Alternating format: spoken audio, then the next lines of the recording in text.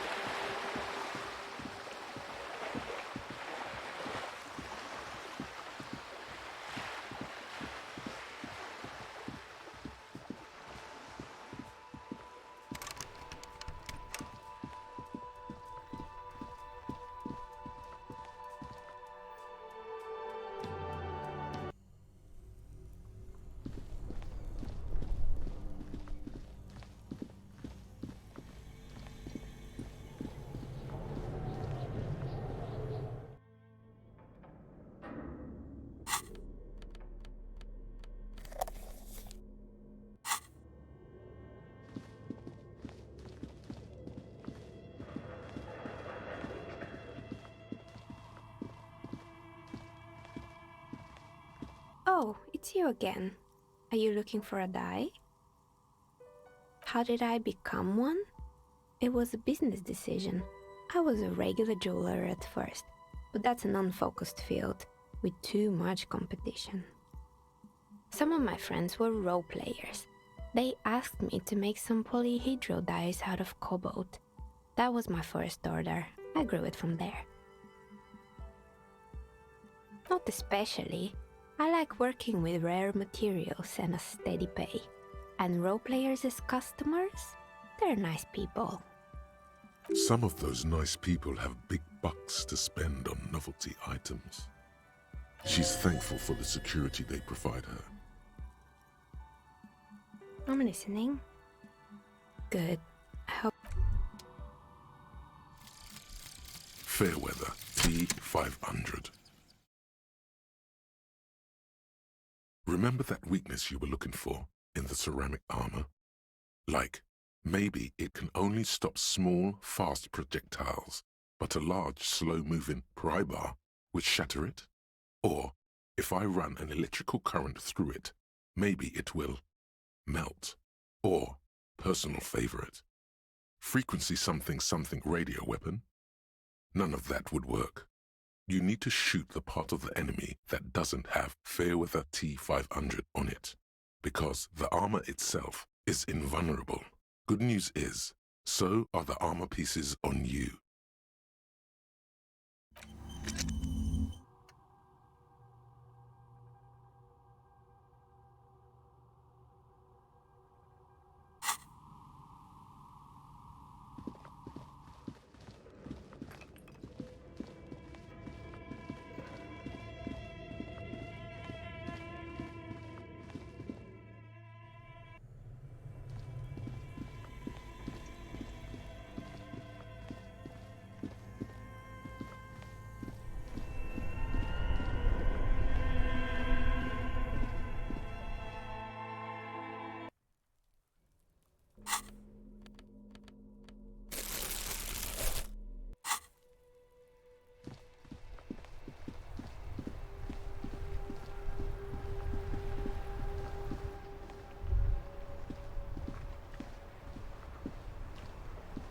You sit on the wind-worn wooden planks of the bench.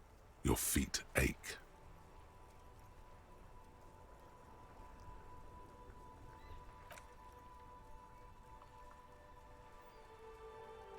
You finally stop picking your nose.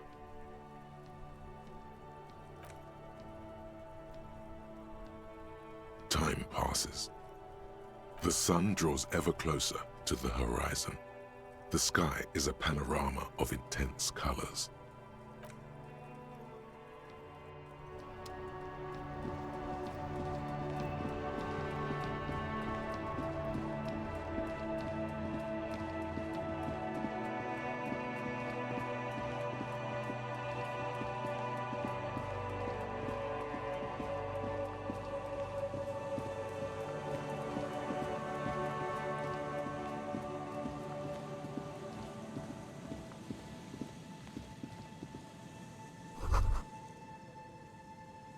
Rust peels off the bent iron posts of the swing. The wind whistles through the skeleton of the small house behind you. There's desolation everywhere. In this yard, someone thought they could have a summer house on the beach for cheap. It didn't work out. Looks like they abandoned it. A long time ago, someone used to live here, laugh here. Thought it was a good idea to build a swing even. An intense loneliness comes over you. This is a good place for a nice, sad drink. Uncork a velvety bottle of red wine and think about life for a moment. Really philosophize.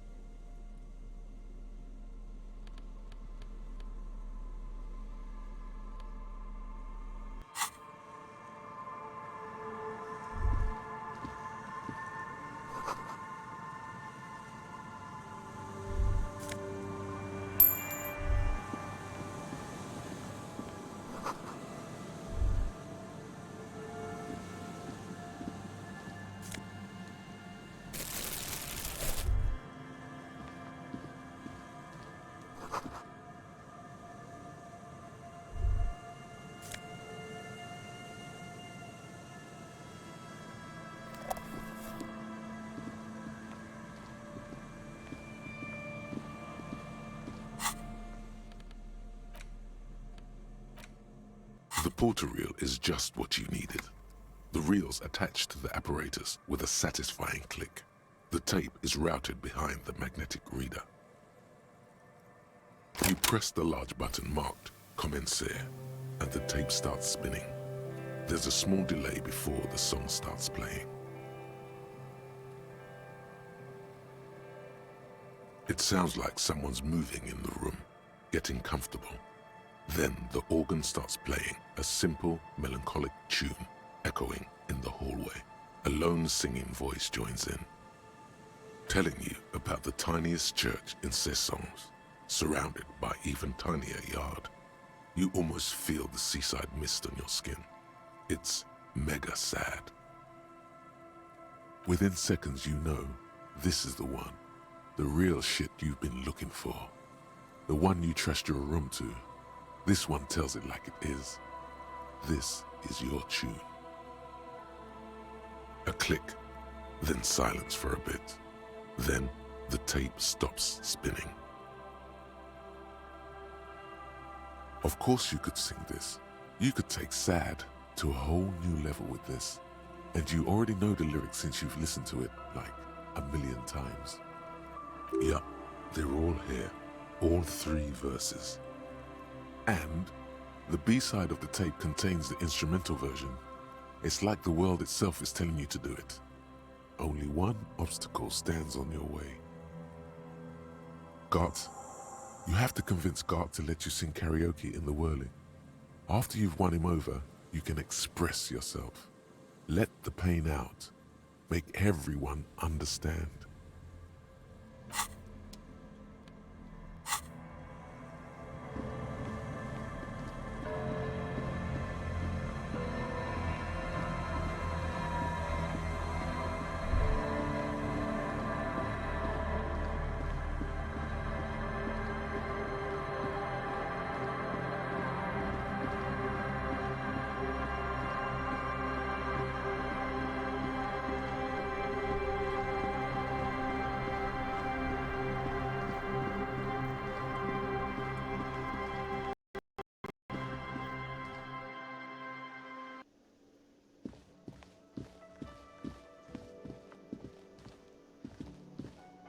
Hey, was there something you needed? No, you don't. It's not happening.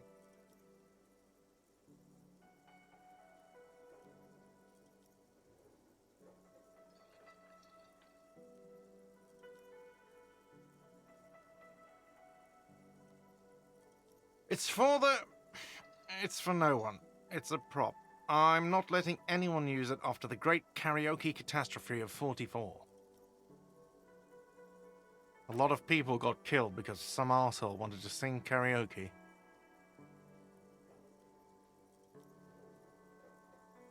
Okay, yes, it's for some clients. Ha! Well, we don't have any tapes. They all got stolen. The man in the vest and the violet shirt stares at the tape you've just given him. He begins to frown, hard. This is the look of a man who's defeated. He knows he's out of excuses. Fine, fine. Climb on that stage and do your thing. Just get out of my hair. I'll plug it in for you. Damn this karaoke machine. Oh yeah, time to do the damage.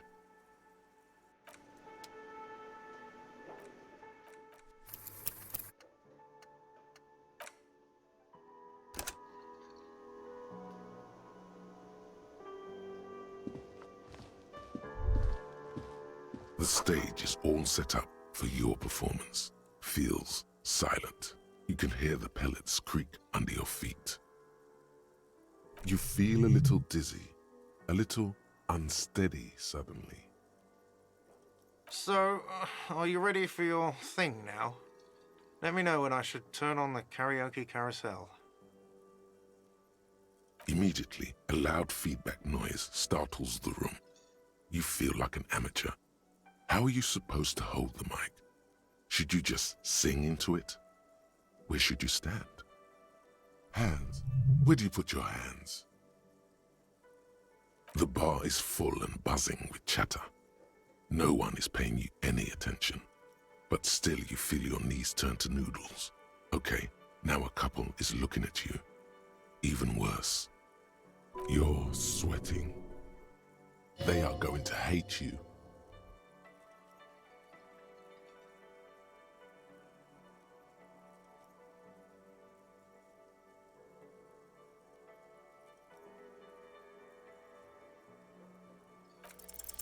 The air is thick with anticipation. Someone dims the lights as the music starts. A lump's in your throat suddenly.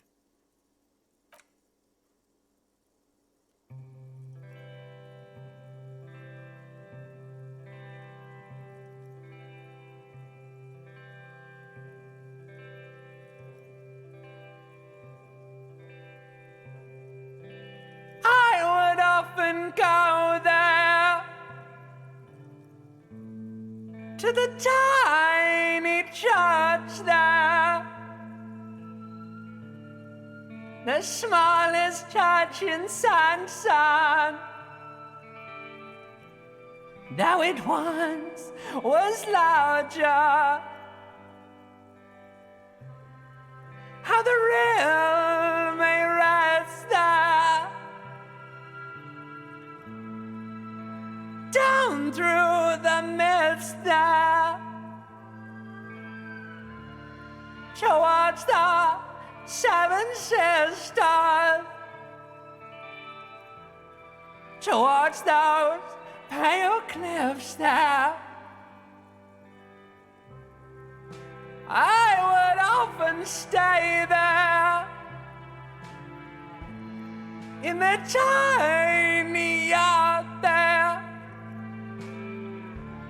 I have been so glad here,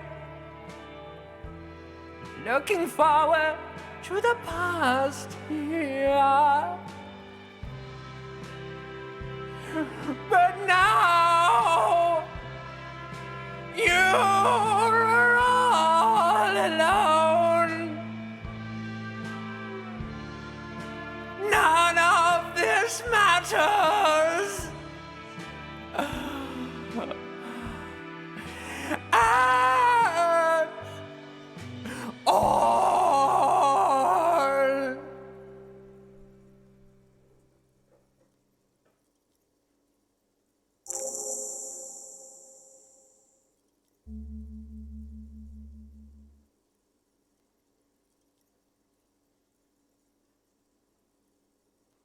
Do you hear that?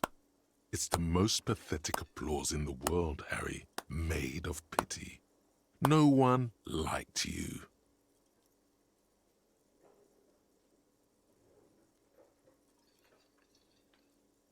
Your words echo in the karaoke mic. People talk in the distance. A couple tries not to look at you. Quit yelling into the mic!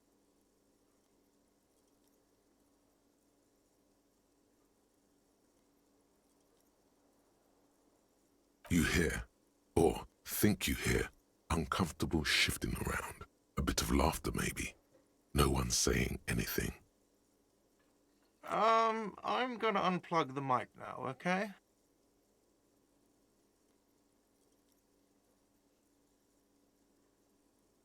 That's it. I'm unplugging it. That's it. You're unpowered.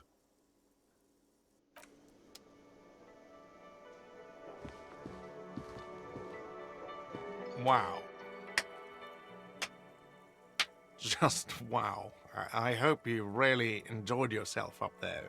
Had a cathartic experience. Because for the rest of us, that really sucked. It's safe to say this is about your karaoke performance.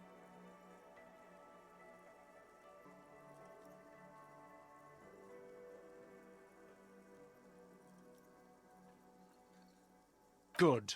It's good you're sorry. I'm not letting anyone up there anymore. Now, what did you want?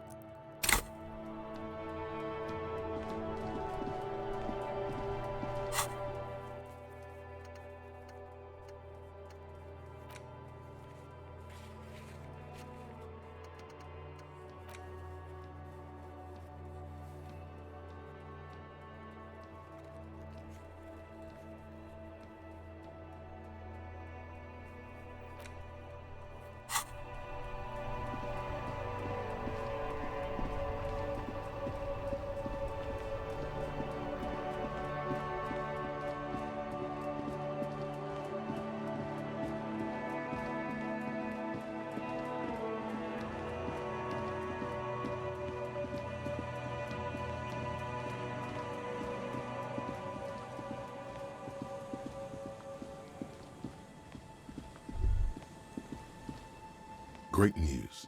The boat is big enough for a grown man like you to fit underneath it in a supine position. No, wait. Sorry. My bad. There's a rotten dog carcass under there and old fish too. You wouldn't fit next to the mummified canine's mausoleum. You have a home somewhere. All cops do. When this is done, you can return.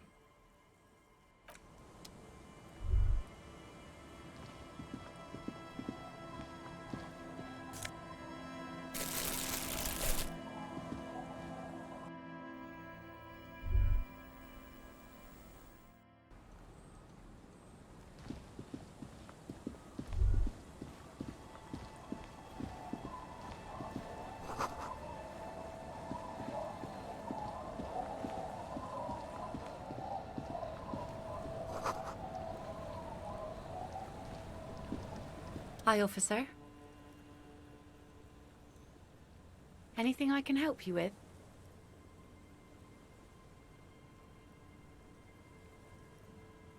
A fishing village on the seashore. This place doesn't really have a name. It's sometimes called elysium. The sign on the street leading here is illegible. Has been since they built this place. The name is Lillian. People call me Netpicker.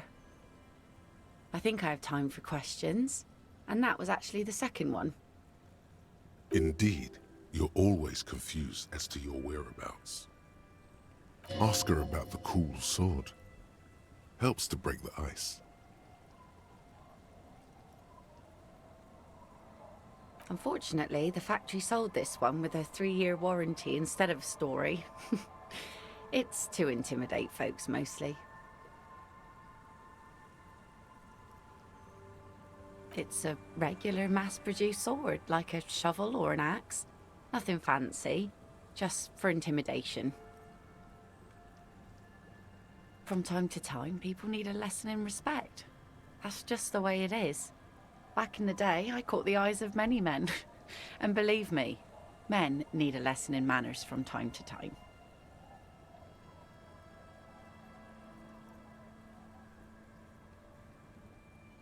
No, I'm afraid not. Attempting to confiscate the blade I used to keep these animals in check, you would put me in an early grave. Some went to patch their wounds, their lesson learned. Others were more thick-headed. And one of them, I ended up marrying. Guess I enjoyed the way he bled. If it is, then why the melancholy?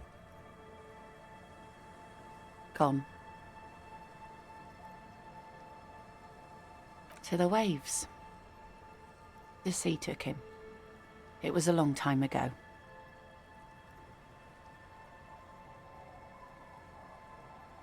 He didn't respect the sea.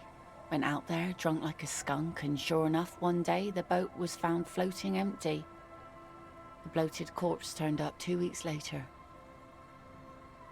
Now, before you tell me how sorry you are for my loss, know that it was 4 years ago, and I've moved on.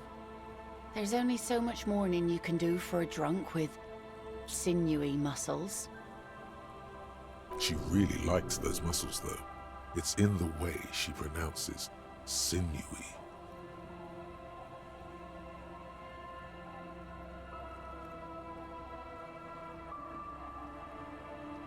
Us working folk don't have the luxury to be bedsick with melancholy. I buried him, mourned for an appropriate amount of time, and went on. Life didn't really change that much for me and the kids.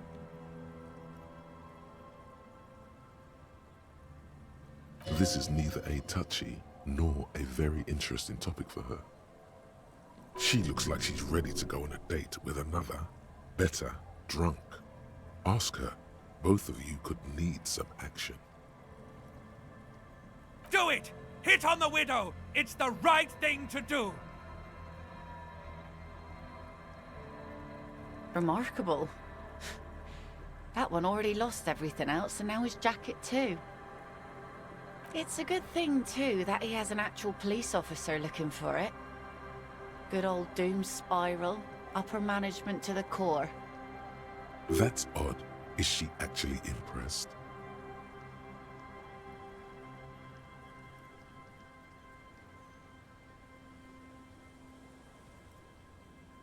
That's sweet of you.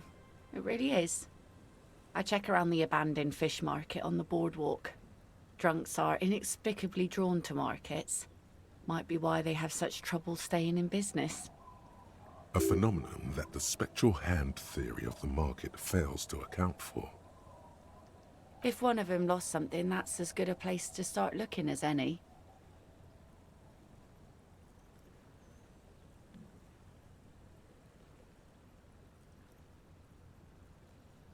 Sure is. The sun, I call her, coated with a fresh layer of tar just yesterday. It'll take some time for it to dry, assuming the sunny days continue. Aye. Sunny days. You got a problem with that? Good. It would have been bad news had it turned out it wasn't a sunny day. Bad news for the skiff, bad news for the nets, bad news for the kids. There's a moment's silence.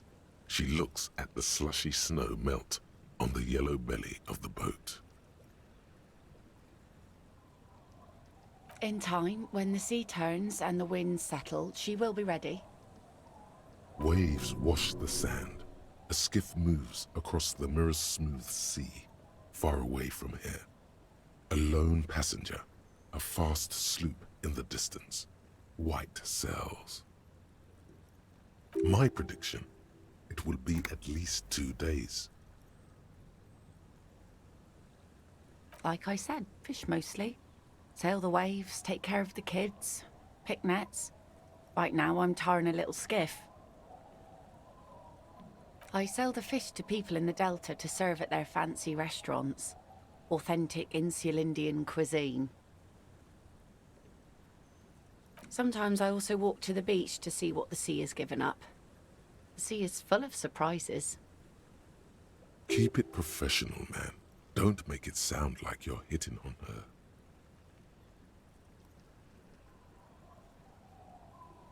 Wood, pieces of glass. Every once in a while we see dead bodies. Human, animal, fish, other odd sea creatures.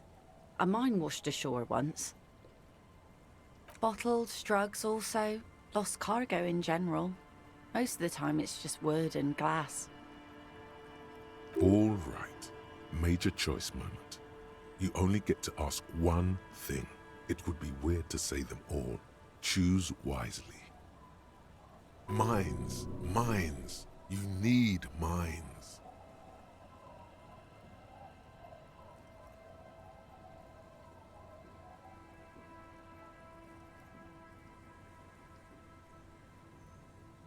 And go where? The fish are plentiful here and we get enough orders to get by. It's not great, but it's something.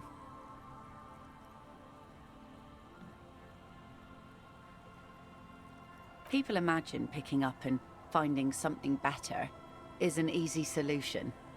But how is that supposed to work when all your time and energy goes to staying alive? You have almost nothing to set aside to actually fight your way out.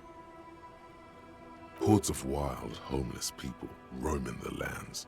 Nomads scattered across an endless plain in a dystopian world where tear is the only valid currency and people eat each other to stay alive.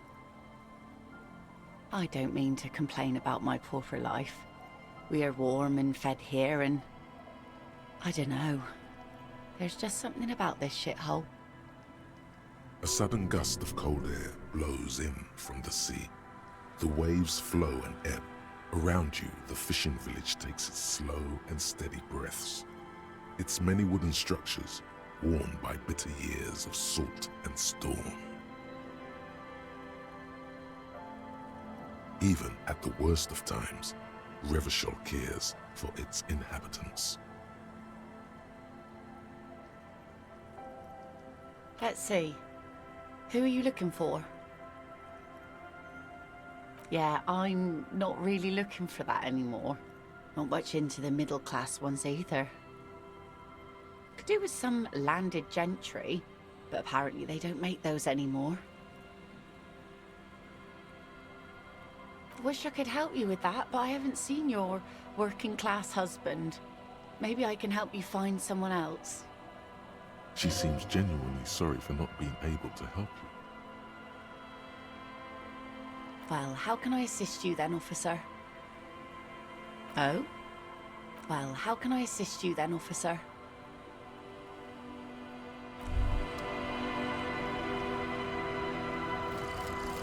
The precarious world. How not to lose. It is impossible not to. The world is balanced on the edge of a knife. It's a game of frayed nerves. You're pushed on by numbers and punitive measures, pain, rejection, and unpaid bills. You can either play, or you can crawl under a boat and waste away, turn into salt, or a flock of seagulls. Your enemies would love that. Or you can fight. The only way to load the dice is to keep on fighting.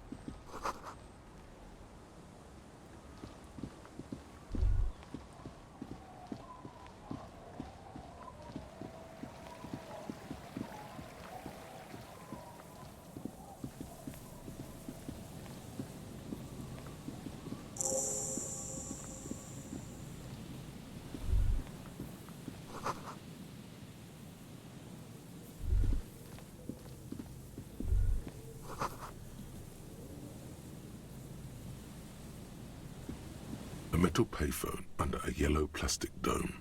You could use it to call someone, unless you're out of change.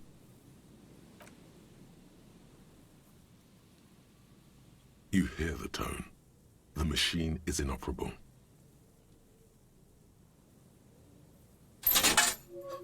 Calling. Still calling. This feels wrong. Should you be doing this? End of tone. Someone picks up. Pierre? Is that you, Pierre?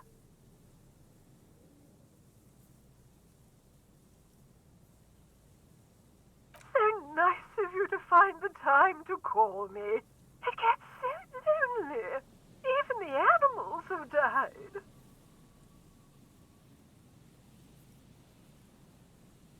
Are you sure you're Pierre? Your voice, it's different. There. Chrysanthemum. Her voice is drowned in white noise.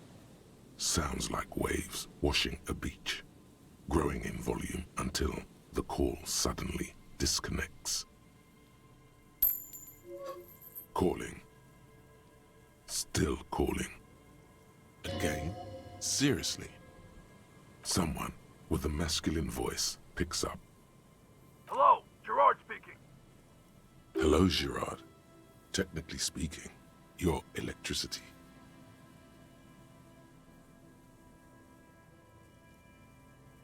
No, but I got a feeling I'll kick your ass is gonna make an appearance if you ever call this number again.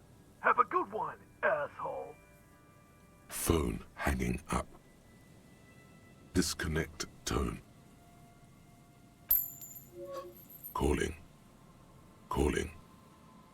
Calling. Still calling. Still calling. Stop calling me, man. I'll get you your money, alright? I just need till tonight. Let me work.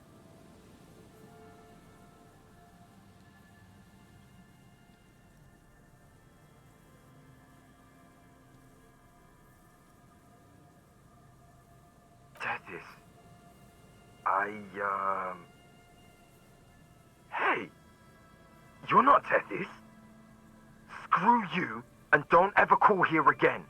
You're fucking with some serious people. Disconnect tone. Calling. I'm tired.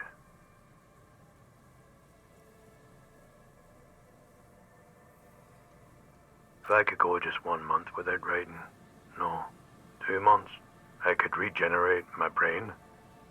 Fucking liberalism.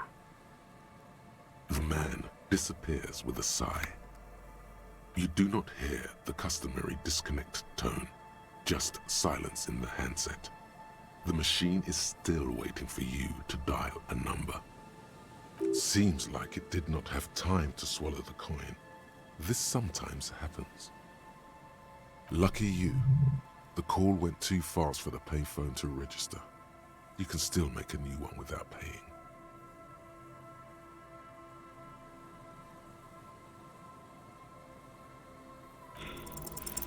You close your eyes and feel your finger move on the rotary dial. You start with 005, as before. The area code for Revachel's zone of control, followed by 7 digits at random. The last one makes the silence turn into a ring. It's calling. Still calling. Still. Time keeps passing. In the distance, seagulls squawk. No one is home at this number. But the coin, it's still in there. You find yourself thinking, what were you trying to achieve by closing your eyes? Did you want your muscle memory to take over and call somewhere? Where? Home? He doesn't have a home. Not anymore.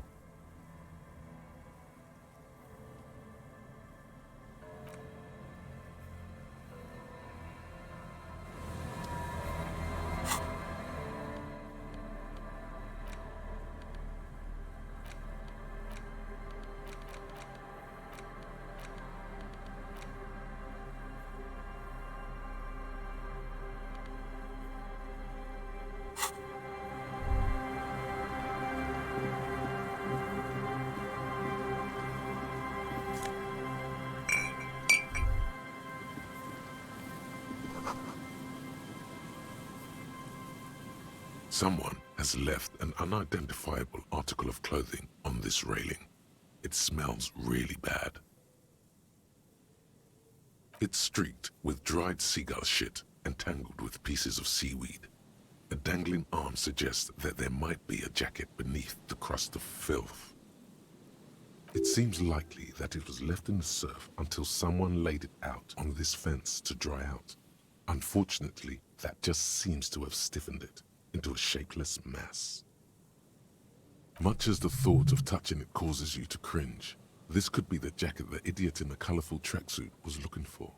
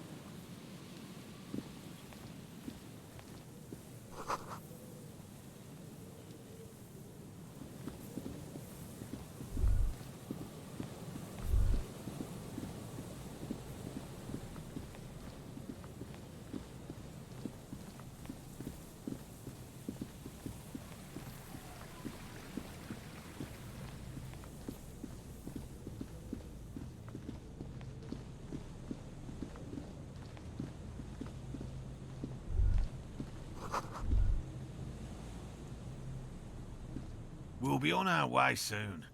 Thank you again for lending a hand.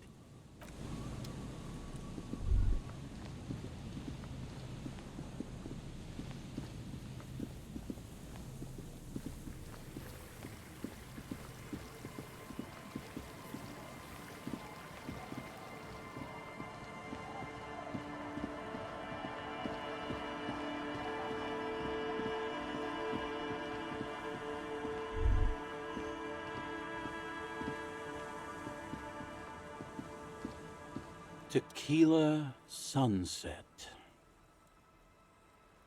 Ah, tequila. I knew you'd come through. That's fucking great, man. Let me see. What? This isn't my jacket. My jacket was beautiful. This is fucking filthy. What am I supposed to do with this? I'm not taking a disgusting pile of hobo rags. I may be in an irrecoverably decaying orbit, but I've still got standards.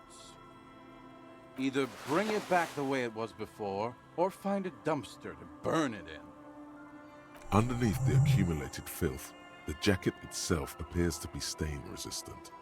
Maybe it just needs a good scrubbing.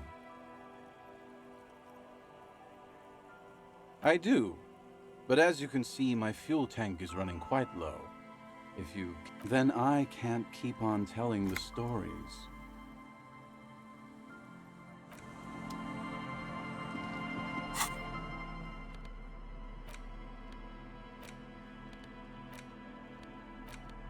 As you hold it in your hands, it makes an uncomfortable crunching sound. It's a sordid, filthy tale, not for the weak. Are you sure you can stomach it? Some secrets are better left uncovered. Don't even try. Seriously. It occurs to you that you're not even holding the jacket itself, but rather the thick crust of jetsam and seagull shit that ensconces it. Why? Why did you think about it? Look at your hands. They're covered in muck. Now you're just flicking that shit everywhere. This is a disaster. You'll never get the smell out.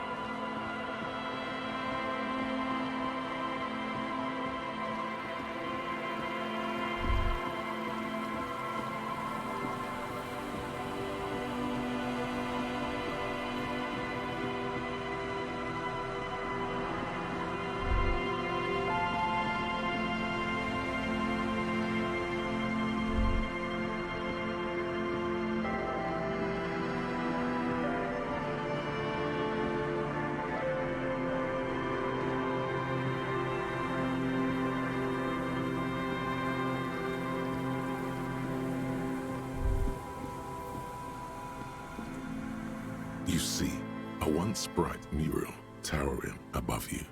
The signage has peeled off over the years, but you can still make out Feld Electrical R&D.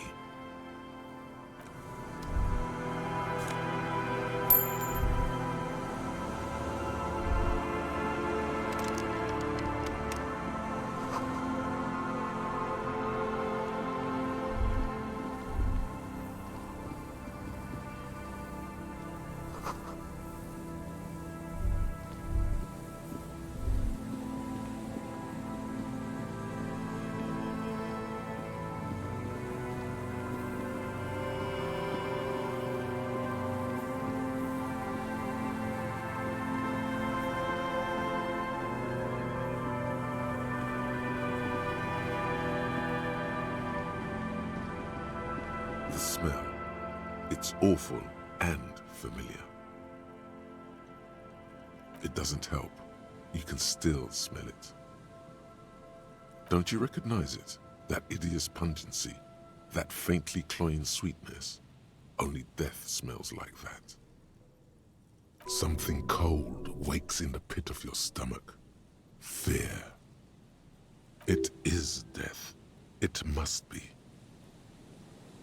Yes, a sense of dread washes over you as you look ahead.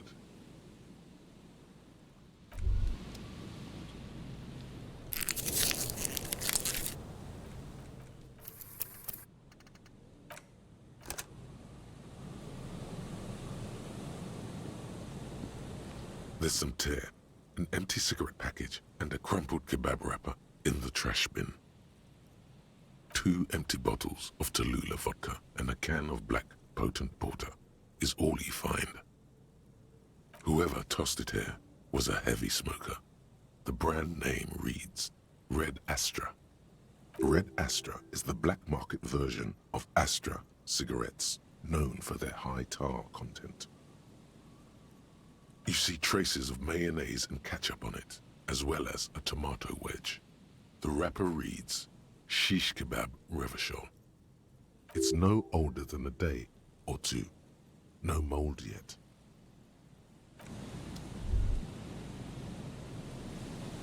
A man lies on the boardwalk, his limbs bent and neck turned at an unnatural angle. Right next to him is an empty bottle of spirits. In his cramped hand, a chewing gum wrapper. Half of his body has slipped between the cracked boardwalk, starting with the right leg. The fall has left him broken, contorted like a sad puppet. Another dead body. This is your job. Steel yourself. Calm now. Carefully. Just another day. Just another dead body. Breathe.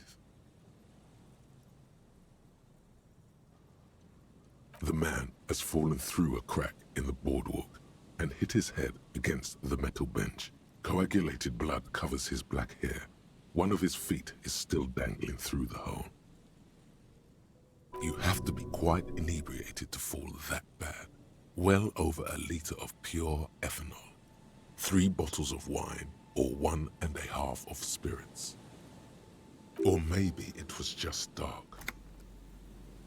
His expression is dull, like the sea behind him. Drops of water shining on his moustache. His eyes, empty and wide, look frightening in their frozen gaze. Height, 170 to 175 centimeters. Curly hair, stout build. Age approximately 50 to 60 years. He was just about to head home. The first step back home proved to be his last. That's what the chewing gum seems to point to as well. There's some dried blood on the metal bench, right where the corpse's head rests. The floorboards are rotten and slippery wet around the hole. An empty bottle lies nearby. A chewing gum wrapper is clutched in his fist. A 0.75-liter Tallulah vodka with its cap missing. There's hardly anything left inside. It's mid-market spirits with a slight touch of menthol. The man meant to enjoy himself. have a good time. A dried chunk of blood covers the hair at the back of his head. An open wound. It's sticky and cold to your touch. This is what killed him. This is where he came out of himself, drop by drop, when he was unconscious. It took 3, maybe 4 minutes. Grabowski spearmint chewing gum. Green leaves on the cover. The man's mouth is half agape from the terror of the fall. The blackness of death. Stench. You think you see white chewing gum too. To hide the stench of alcohol, no doubt. They screech under your feet ominously. It's hard to say whether the dead man's weight was the cause of the boardwalk to break. It definitely looks fragile. He could have easily disappeared into the sea through that hole, and you would have never found him. The entire boardwalk creaks in the wind as you take a step back. He's wearing mud-caked boots, beige trousers, and an old brown leather jacket with a bright blue lining. There are traces of kebab sauce on his chest. The leather jacket suits him well. It must be custom made. A cool leather jacket with a bolt of blue? Oh no, this sounds terribly familiar. You find some sunflower seeds and a rain-soaked library card folded into 2. His jacket feels sodden and heavy under your hand.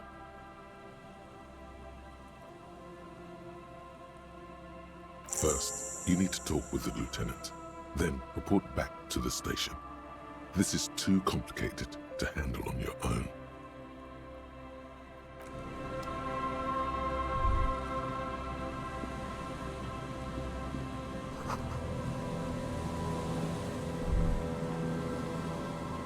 There's some tear.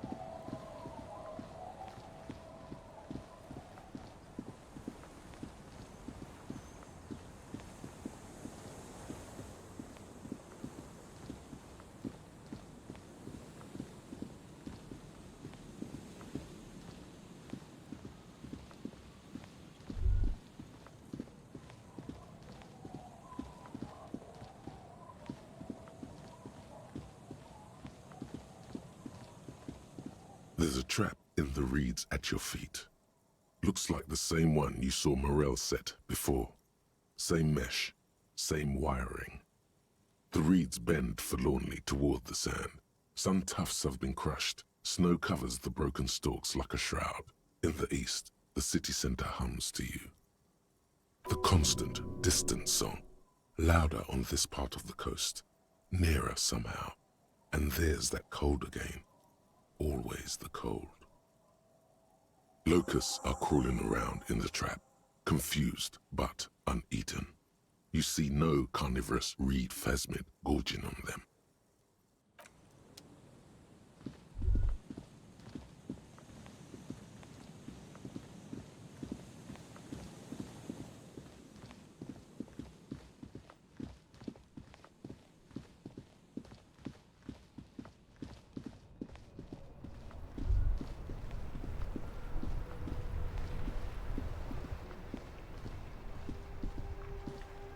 You sit on the wind-worn wood.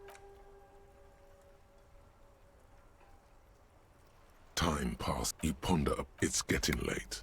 Time to head to sleep. Best not stay outside, on the wind-stricken coast.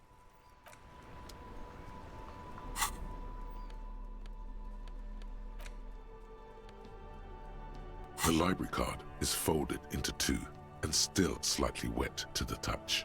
The front side reads, Central Jamrock Public Library Card, issued to Billy Mejean, expires July 53. Billy is a unisex name. Could be the deceased or his family member. If lost, please return the card to the library. Dial 005 02 55211 or visit us at Moreau Street, 78, Jamrock. Business hours, 900 to 1800. You should first decide what to do with the corpse before taking any further actions. Talk to Kim about it. Whoever owns this card is an avid reader. You find a list of books written in blue pencil. Radio thriller. Stand a little less between me and the sun. The last one in the list is The Glinting Curve by M. Theobald. A library stamp indicates that the book has been returned. Most of these titles seem to be in the sci-fi genre. Some thrillers too.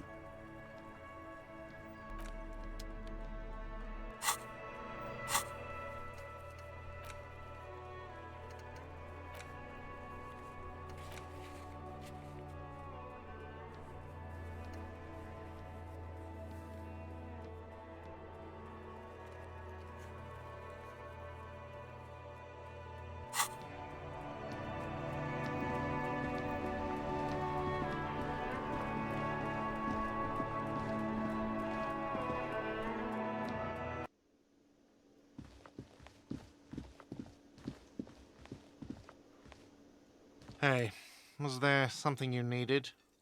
Got the 20 real? Good. You got the room for the night, but remember, you'll need another 20 real tomorrow.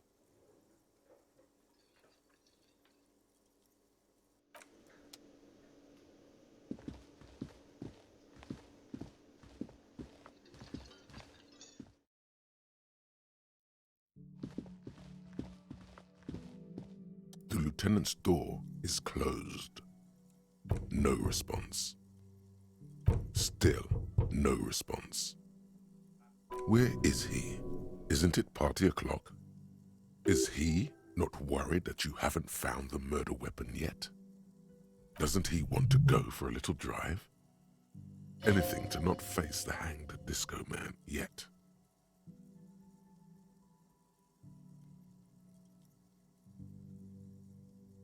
You hear the sound of a drawer closing, followed by the shuffling of feet.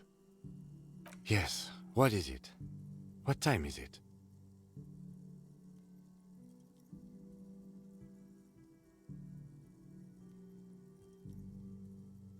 To clear our heads from what? Sleep? Sleep is what he needs most right now. Good night, Harry.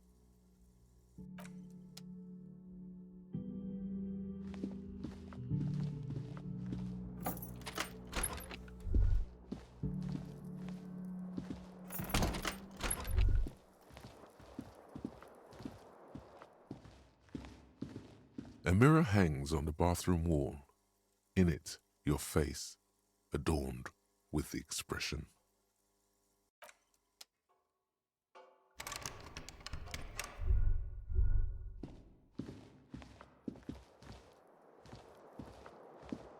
The window stands broken in its frame. Cold wind blows in. The bed is still cold from the broken window, and not too inviting, but it's yours. You've earned it.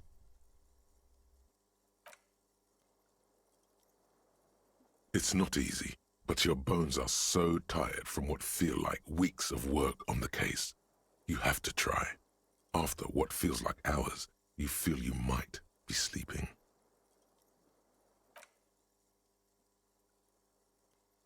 Thoughts, baby.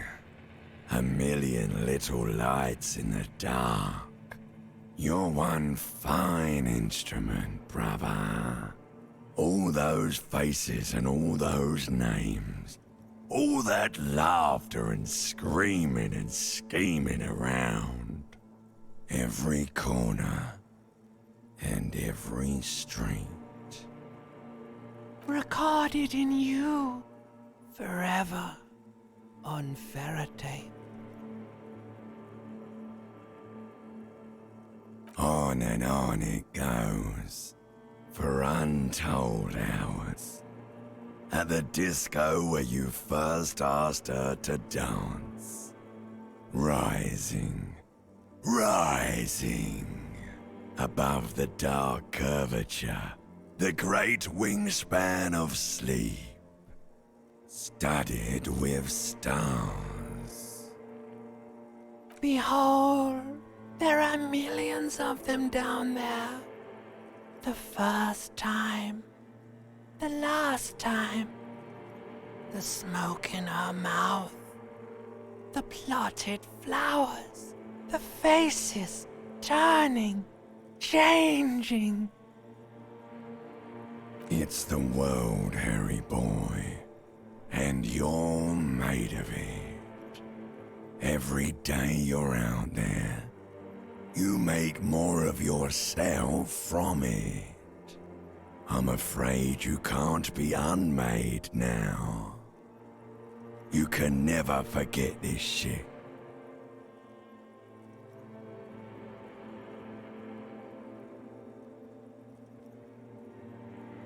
Beautiful.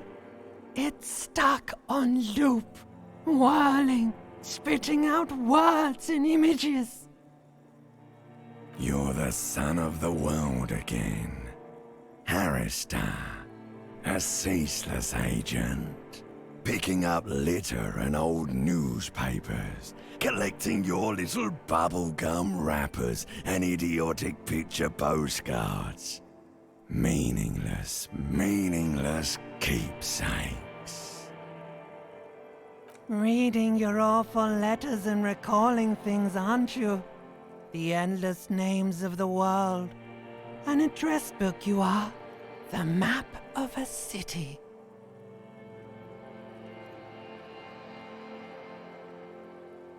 You'll go insane if you keep going like this. One more day, and you'll be in the loony bin. I just know you will. And for what, brother man? For the working class. For the money, baby. For the greater good. Solving your little crossword puzzles. Doing your tasks. Crossing names off lists. Trying to become some sort of world detector. It won't make it okay. It won't put smoke back in her mouth.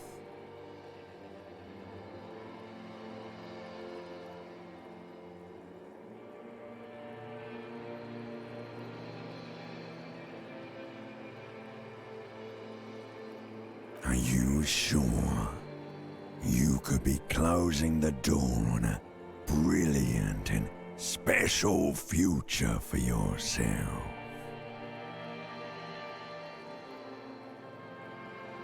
Did you hear that? He's renouncing politics. He's strictly business now.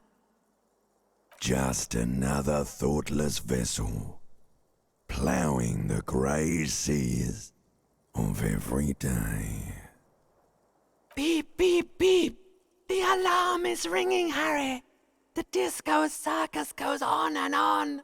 You barely slept 3 hours last night. Do it for the wind. Do it for the picture puzzle. Put it all together. Solve the world. One conversation at a time.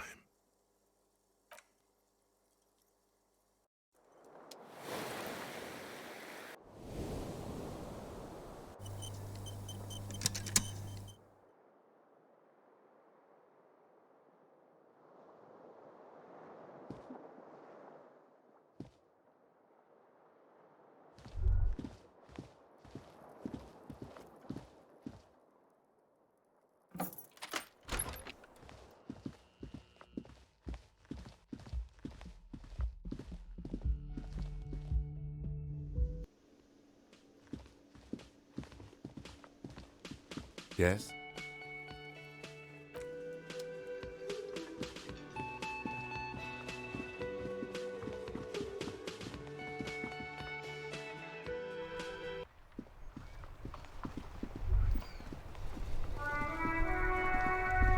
In the morning light, the white on blue police livery on the motor carriage cannot but catch your eye. Do something important? Something murder-related? There's always something important. Doesn't mean you can't take a moment to admire this piece of machinery.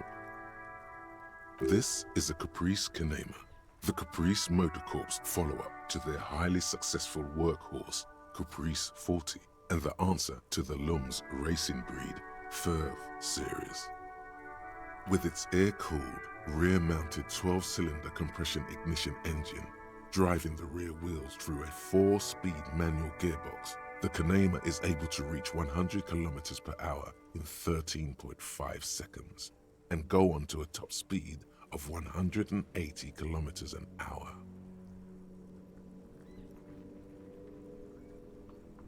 The high center of balance is offset by a large battery bank mounted at the bottom of the cabin, feeding all the auxiliary systems and making the Kanema effectively a mobile power plant.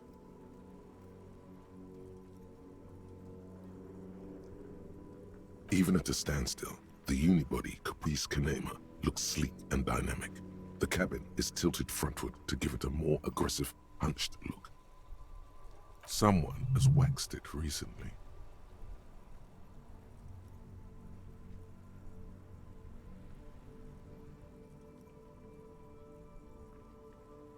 Mm-hmm. You want to take a closer look?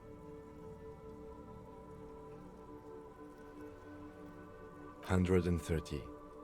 I reckon that's a 7-liter V12 there.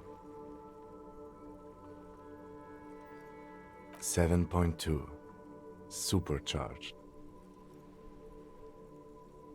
Saying these words brings him immense joy. Yes.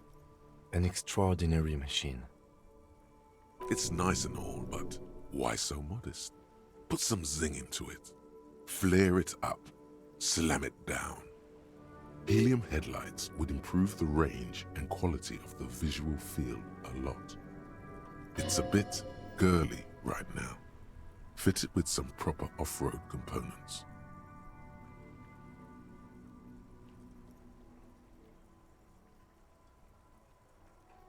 We are not going to, though, because this is clearly a sports motor carriage.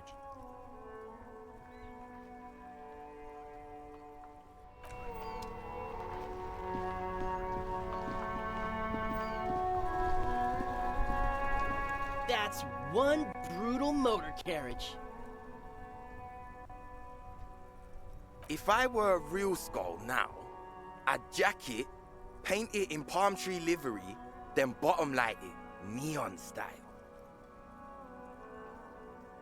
A snazzy shit-ripped skullmobile like this would make a fine trophy. We could, like, hang fucking shrunken heads from the side mirrors. Cops' heads. Scary tribal shit. Yeah, tribal shit. A cop carriage like this would have proper skull value. While I appreciate the interest you take in my brutal motor carriage, I have to stop you right there. The RCM takes threats directed at its property seriously. It's just theoretical work, Copper. No basis in reality. Man, if we were certified skulls right now... I can tell you who we're not, cop. We're not snitches or skulls. Which is not to say that the skulls are bitches and... On the contrary. The part of this presentation you want to take home with you, cop man, is we're not part of the skulls yet. Okay then, let's indulge in some intellectual exchange. These young men seem eager to share their beliefs.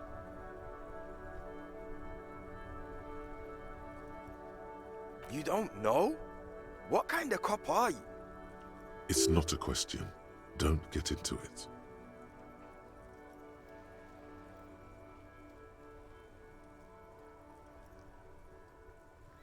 The Skulls are the most vicious gang of the Besmertne.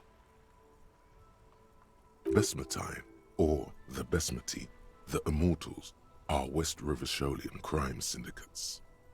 The nastiest bunch of psychos ever.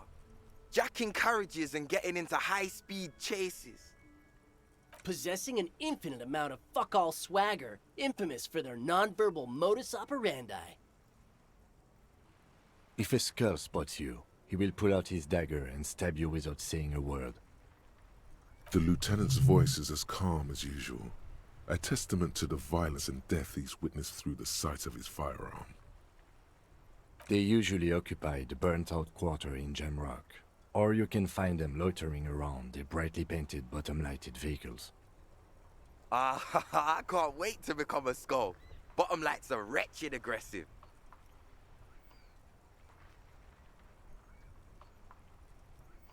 Oh yeah, Cindy's a right proper skull. Yeah, a true artist of the future. Just like Arno van Eyck. By the way, if you see Cindy, give her our regards. For all their nihilistic posturing, these young men are not lacking in youthful idealism. The lieutenant on your left is unusually lenient toward them.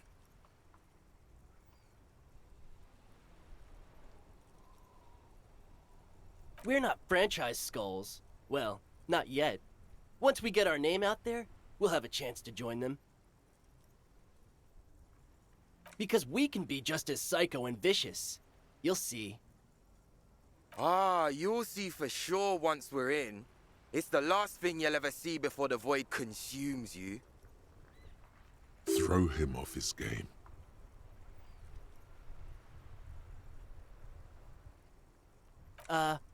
Well, yeah, I mean, we're only saying practice things for now, so we don't mean no harm to the Skulls brand, or to you. This is definitely something the Skulls would say. But we're not trying to encroach on the Skulls branding anyway. On the contrary, we're just here to market it. Hey, we could be just as hard. Like pavement on top of pavement, or a brick on top of another brick. Or a grave on top of a grave. These kids have the vocabulary, but might be missing a brain. Wouldn't a grave on top of a grave be just a big hole? What's hard about holes? Filling them up, baby. Old man, it doesn't matter. You'll be long gone before his greatness is recognized. A young woman kneels on a sheet of ice, as if looking for something lost ages ago. She bends until her right ear touches the frozen water. She listens to it crack, slowly. Yep, old as fuck. Yeah, man. It's like at death's door. No wonder you know nothing about the future. You won't be there. Judging by that, Van Eyck is some sort of musician. Or killer. The Union does their share of policing in Martinez, at least where gangs are concerned. That's why there isn't much organized crime around here. Apart from the unions themselves, of course. Don't you worry about that. We're gonna make up for the deficit. Yeah, we are. Mm-hmm. Murder? Yeah, sure. We'll gladly tell you everything we know about it. It was a man. Also, he was hanged. He was hanged from a tree. Yeah, I mean, duh. These punks don't know anything. Let's just move along. Hey, stop right there. How does one know anything? This sounds like epistemology, a field so occupied by thought that it begins to question thought itself.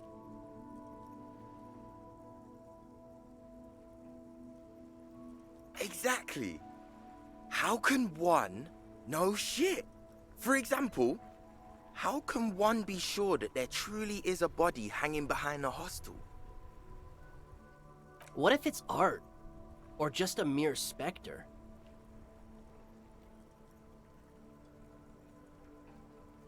So what do you think we know? What about them? Well, first off, it's a statement and not necessarily something that characterizes me as a person, even though the statement has character. And I do like piss.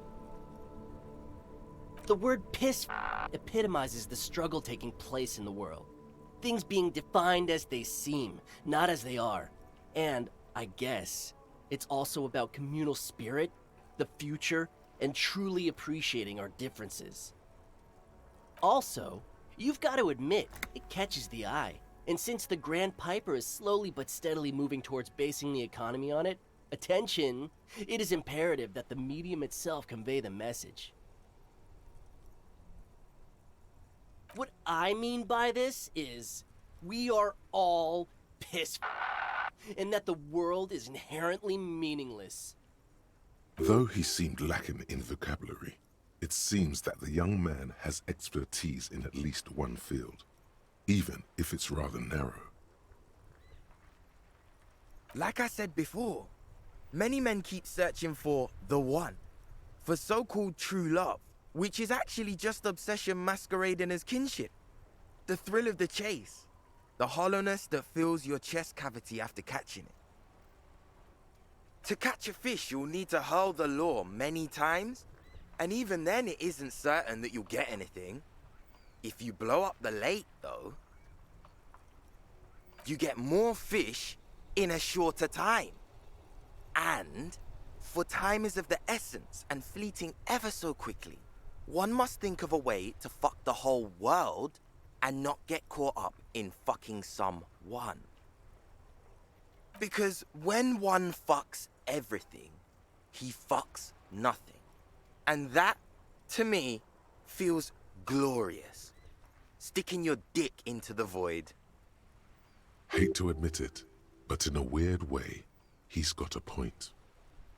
Is it a coincidence that here we have 2 badass jackets and 2 badass cops?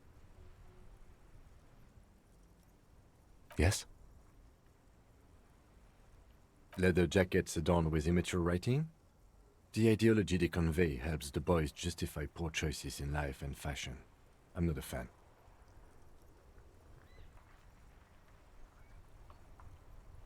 What are you implying? I'm not sure I understand you, detective. Neither. Fine, if only to end this discussion. Theoretically, if I were a juvenile delinquent, if I were to already be down that path, I think peace is the stronger of the two statements.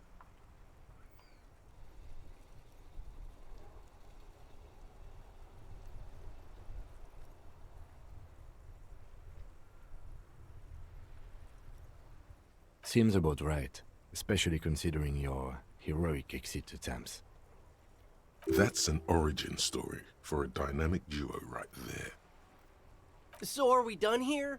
Or you don't need us around for your secret whisper party, do you?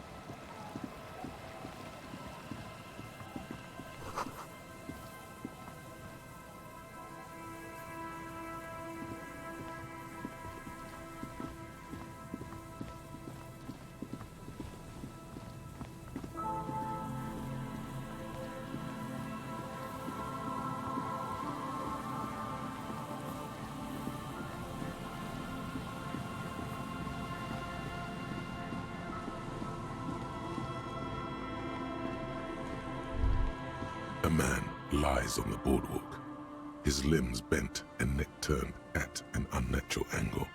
Right next to him is an empty bottle of spirits.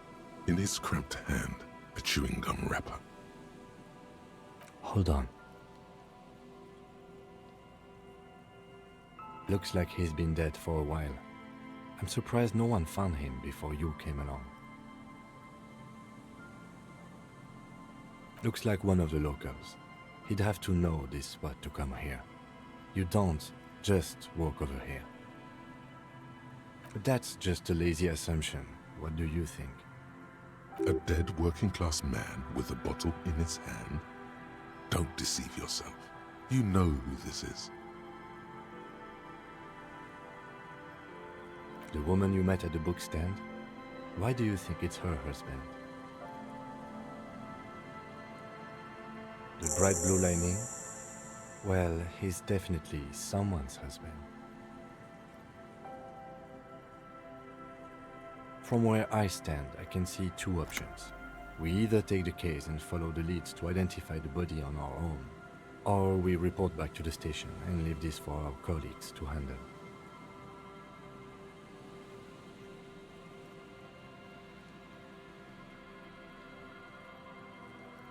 Alright, we've already examined the library card. Let's call the Jamrock Library from my kinema, see if we can learn anything about this Billy Méjean. And while we're there, we should also call the station, let them know that we are taking the case. Death by misadventure. He slipped and fell through the boardwalk. A truly unfortunate accident. If it wouldn't have been for that bench, he'd be alive.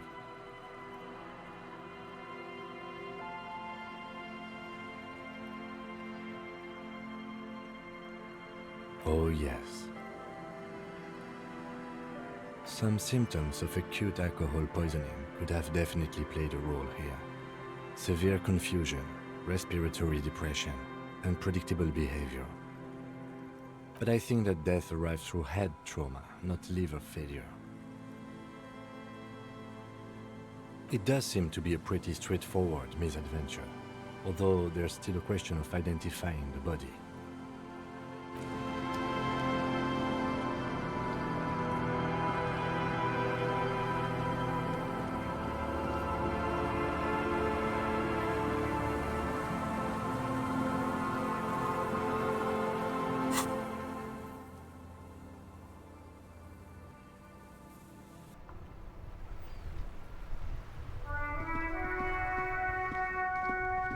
Inside, you see a set of steering levers, a radio microphone, a pull-out toolbox, and the soft glow of the fuel preheater gauge. This is Precinct 57. How may I assist you? I'm afraid they're closed. It says here that the library is open from 10 a.m. to 6 p.m. We should try again during business hours. Anything else, Detective? One moment. Can you please describe the body? Age, sex, cause of death? We suspect he might have been inebriated when he fell. There were bottles all around him, and traces of vomit on his shirt. Any signs of violence? No field autopsy necessary. What about his belongings? Did you examine his clothes? Any information on the library card? Good. You have a lead. Do you and Lieutenant Kitsuragi want to take the case, or should I assign it to someone else? I have assigned the case to Lieutenant Kitsuragi. Please follow up on this library lead to identify the man. We'll send someone to take the body to the morgue. That's all for now. Thank you for reporting in. Is there anything else I can do for you? 57's over and out. In the cabin, you see a...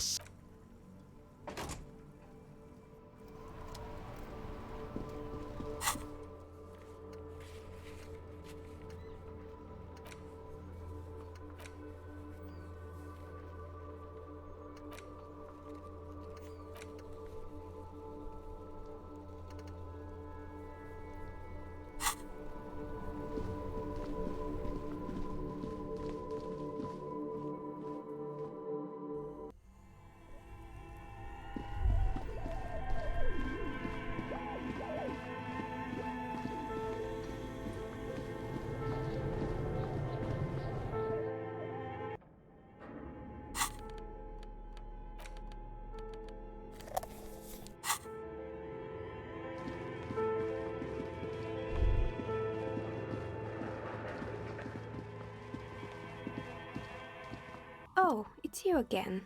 Are you looking for a die? Very good. That will be 7 real for 1 custom die. Here's the cursed die you ordered.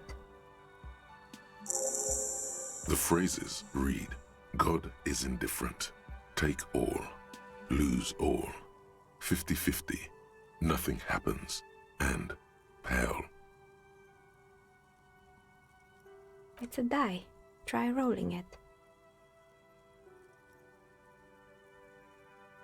You throw the ball on the floor, and it ends with one of the phrases facing upwards. God is indifferent. Good. Now roll again, detective. It lands on exactly the same result. God is indifferent. It declares again. It's a sphere pretending to be a 6-sided die. Each row will end with one of the phrases facing up. The die originates in Ilmara, where it was used for cleromancy. Except I've weighted the die. When you try rolling it, you realize that each time it gets you exactly the same result. God is indifferent. This is our curse.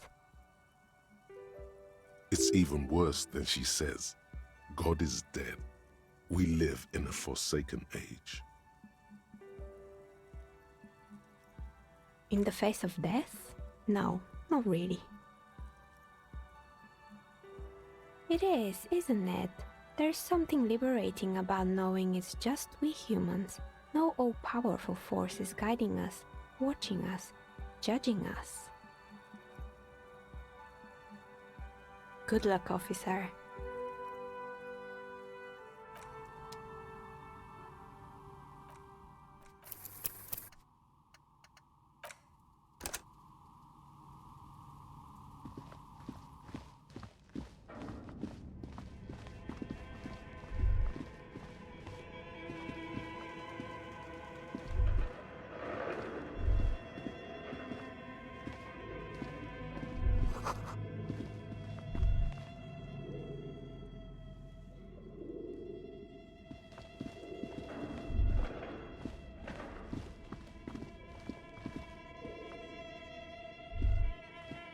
Yes?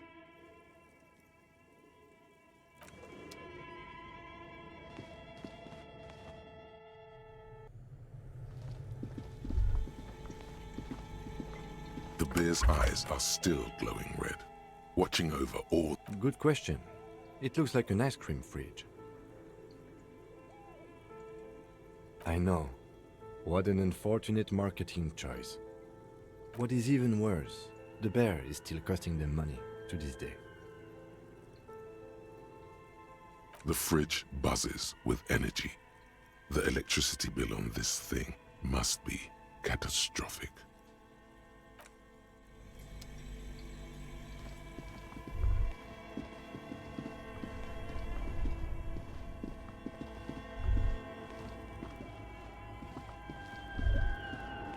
A few bricks have fallen off, revealing a compartment behind the wall. It's too... Seems like an old bunker from the revolutionary period. Look at all those rifles. Must be an old weapon. It means there are firearms, albeit inoperable, still lying around in Martinez.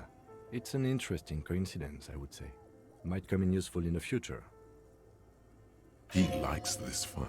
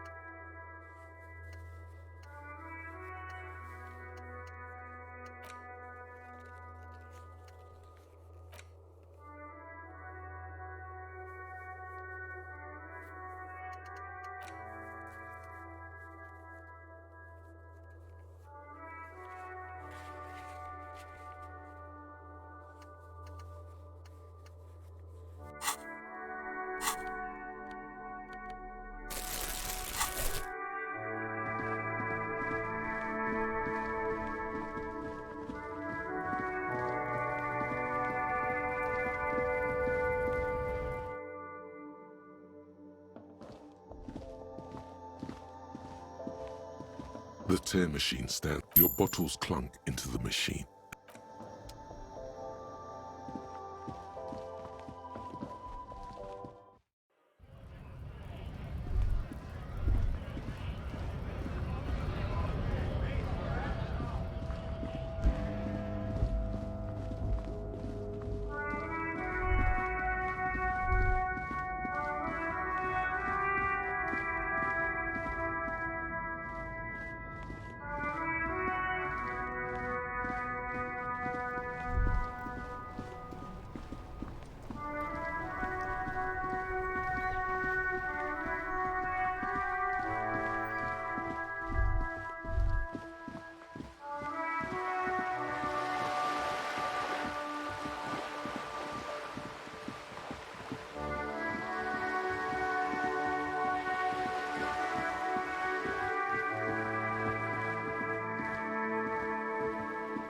Hello again, officers. Have you come to admire my mural?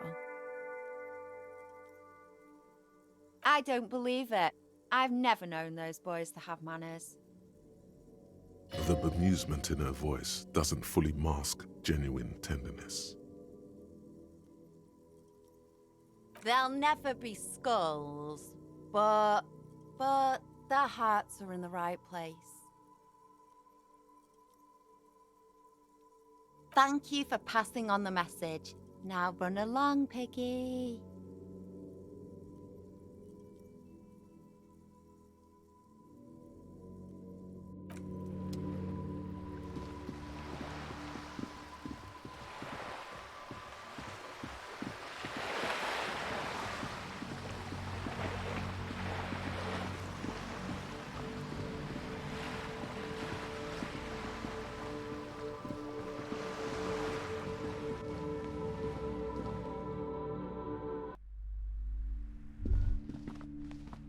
The display rack is brimming with worn paperbacks featuring an extremely muscular, sword-wielding barbarian on the cover. Nearly all the titles contain the word Heimdall somewhere. It is a bestseller for a reason.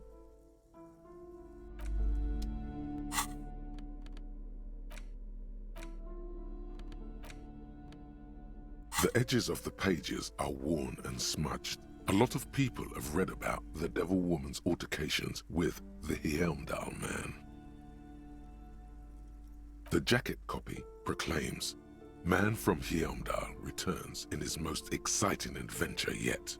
After crashing into a strange jungle, cannibalistic natives abduct his only surviving comrade, Noble Tyribald. Before Man from Heimdall can mount a rescue, he is ambushed by a tribe of female warriors and taken to the ancient citadel of Cloud City, where a mysterious and wicked queen rules supreme. Will Man from Heimdall be able to escape his dire situation and find his missing friend?" You open the book to a random page. Man from Heimdall, wielding his two Zweihanders, is carving through a sea of savages, his visage fixed in grim determination.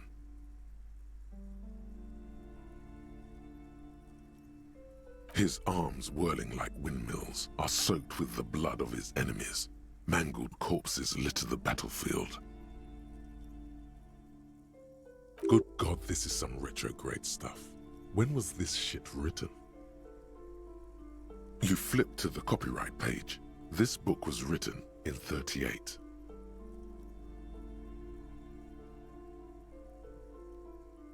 Berserker rage burns in his azure-hued eyes as he brings glory and honor to his long-lost Heimdalla tribe. From the village of Heimdall, the ivory giant roars like an ice bear, and the winds of Gatla howl out his name. Man from Heimdall rides on a gilded griffin, his golden mane billowing in the breeze. Both Zweihanders sheathed on his back. He is off to war. Will he conquer his enemies? Will he conquer himself? The steel muscles of Man from Heimdall gleam in the humid jungle air. Yet the man does not sweat. In meditation, his soul drifts in the frigid northlands he calls home. A passage reads, "The man from Hjelmdal looks up, his eyes blue as the mountain lakes of his homeland. He rarely speaks, but now his voice booms in the darkened throne room. Do not try to sap my masculine essence, wicked temptress. Son of Hjelmdal will never succumb to your seductive wiles. Thine spells are no match for purity and strength of will. Brothers of Hjelmdal, stand above the vices of flesh, for it is weak and corruptible, yet mine is forged in gore and strife." Queen Lydiana just laughs, a sultry and salacious sound, then says, "I have grand plans for you, man from Hjelmdal." She gestures her diabolical hand toward an array of potions and unguents. "First, you shall please me. Then lead my armies against the vicious cannibals. Not a muscle moves in the face of the man from Hjelmdal. Yet inside, there is turmoil. This goes against all he holds sacrosanct." In the final pages, man from Hjelmdal mounts Galavarin, his mighty griffin, and turns his gaze to the horizon. Queen Lydiana is dead, but an army of cannibals is storming the gates, and still there's no word of trusty Tyribald. To find out what happens next, you'll have to pick up Man from Hjelmdal and the Three-Eyed Skull, available in fine bookstores everywhere. Spring 39.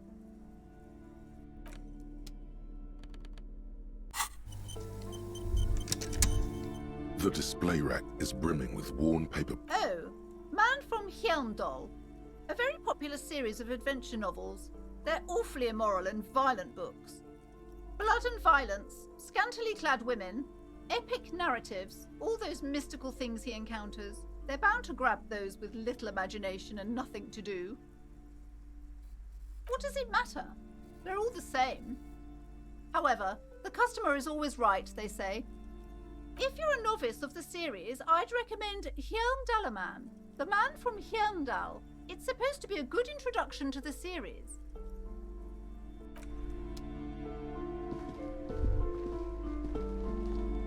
Hello again, esteemed officer.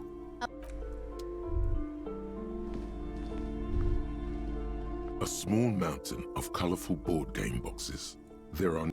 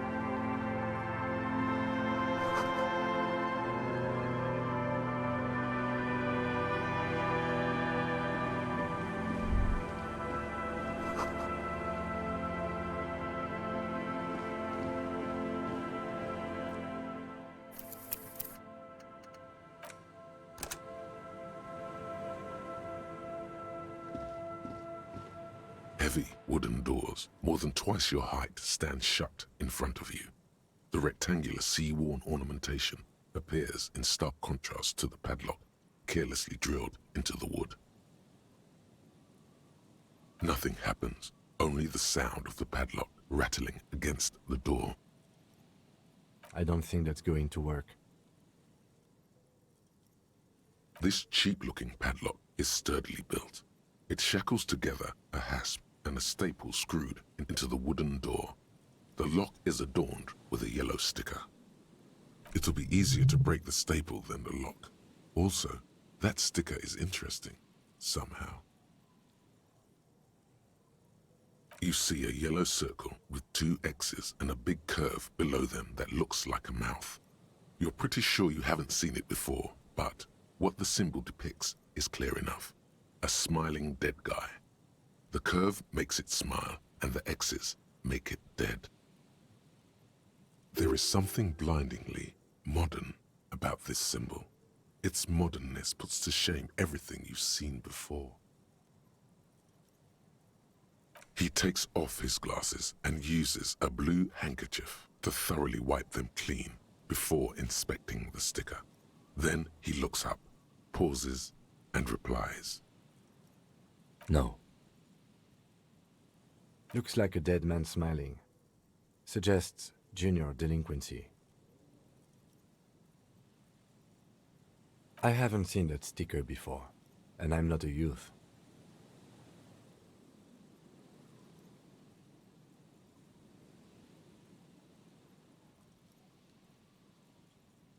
That level of conceptual thinking is not part of my skill set.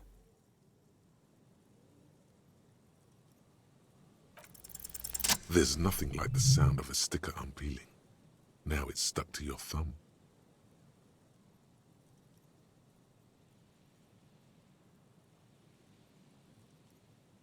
Looks like today was a gold star day. The padlock passes through a staple that's been hastily attached to the wood. Closer inspection reveals that one of the screws is not a screw at all, but a nail. The work has been done recently and is unprofessional, to say the least. Should you want to get through, it might be easier to just pry the whole thing off. Maybe we should circle the building first and look for another way. The building has seen enough mistreatment. There is a touch of guilt in his voice. Can you hear the pulsing bass underneath the wind? A sure sign of junior delinquency, somewhere east of here. There's something on the sea ice there.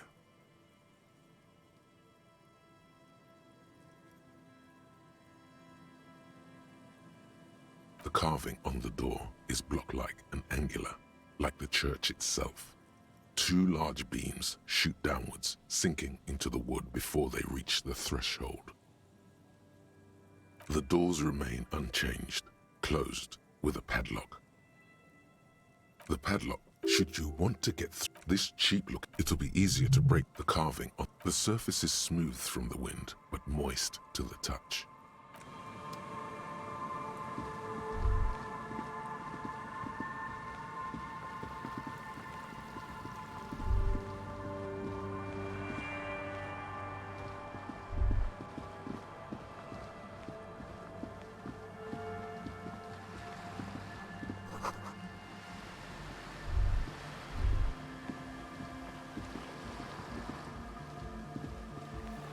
A shaggy-looking girl, in her late teens or early 20s, kneels on the ice with an electronic contraption in her hand. Hearing you approach, she looks up.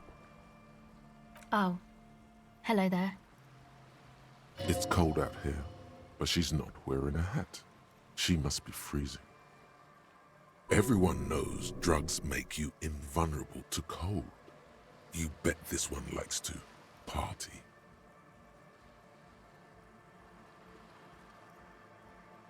Huh? So should you.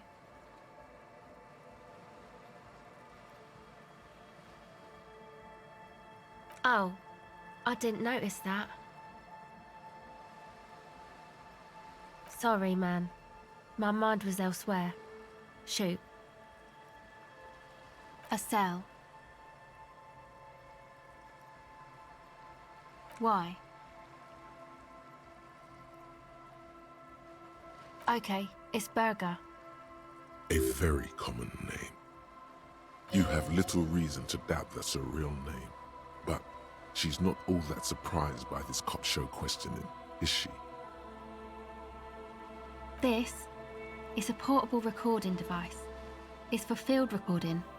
Low quality, but still. Actually, just one wire. I picked on it till the braiding came loose. The wire leads to a contact microphone. Okay. Recording, I guess. I think I'm recording cracks in the ice, but there's no way to tell. Not without headphones. I think I just recorded your footsteps too. Not sure how that will sound. The musicians in the Palaceum used them for making music. They looped the stuff, cutting the tapes together. They make music out of cracks in the ice and keys jangling. Crazy sounds like that. It's hard to explain. Anyway, I thought I'd make some too. It's supposed to be, like, a music place anyway. I don't really know what I'm doing. They use synthesizers too. I don't have a synthesizer. She looks at the recording device, the thing she thought would fill her hours with joy and escape. It's turning out to be an empty fantasy. She feels childish, very useless all of a sudden. Take this, your call. No man, fuck that, I'm cool. I'm sorry I said that. I'm sorry about the fuck. It's okay.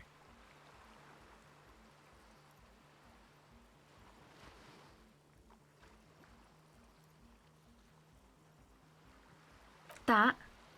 The boys think it could be a place, like the Palaceum or something. Stupid. It's really not gonna be a Palaceum, that's for sure. Yeah, Andre and the guys, they're inside, in the tent. And why is that? They got too much stuff crammed in there, no room. Music stuff mostly. Like this tape recorder, but bigger. And there's piles of it. That stuff is more expensive than I am. More expensive than any of us, really. Doesn't matter, I can take the cold. Thanks.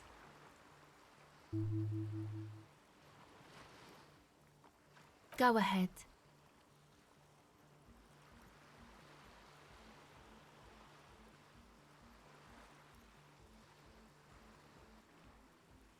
Well, it's just questioning, right? You're just questioning me. It's what cops do. Once or twice, yeah. I'm sorry I haven't had the Revachol experience they get east of the river. Rich people. Rich people are east of the river.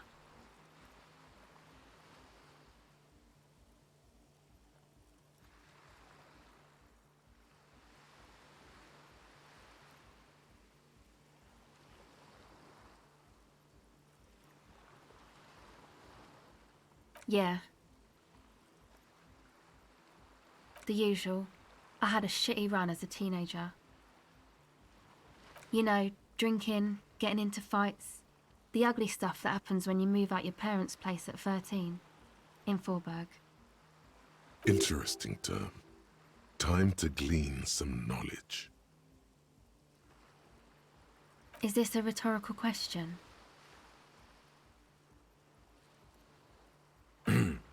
Forberg, not in Forberg, is a massive banlieue south of Jamrock Quarter. It is the largest ghetto in Revachol, possibly the world. My dad was a drunk. Plus, I guess, I just wanted to drink too, you know, get my party on.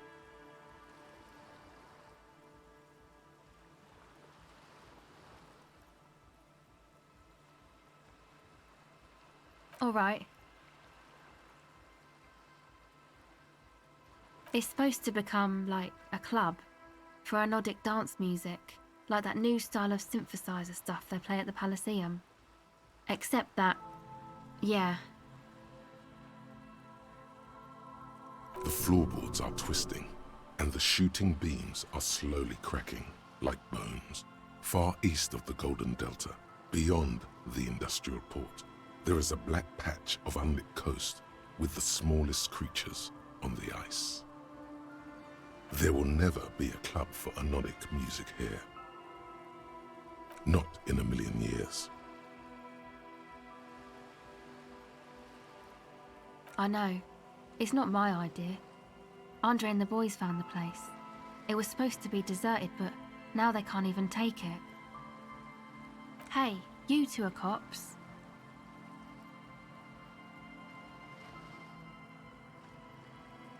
Okay, well, maybe you could talk to Andre and the guys, because there are some strange things going on in that church. If you're police, you should look into it, right?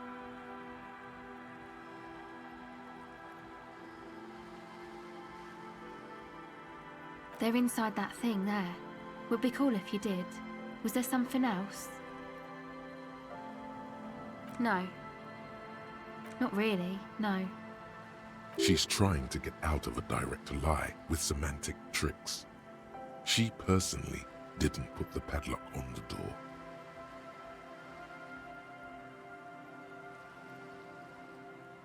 It's Noid's. Yeah, I guess you could say that. To keep more weirdos from getting in. Fucking Martinez. I'm sorry. It's got the worst weirdos. If you get around to it, ask Andre about him, he'll tell ya. You know, anodic, cathodic, music that's made with electronic instruments. Synthesizers and tape consoles. Microcomputers too. Anything that uses electricity, but isn't guitars. Also found sounds, stuff like that. You see clear, beautiful, violent flashes of light.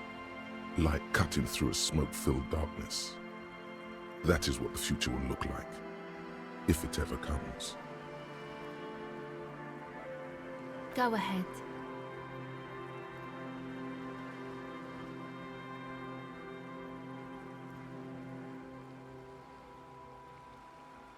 Okay, bye.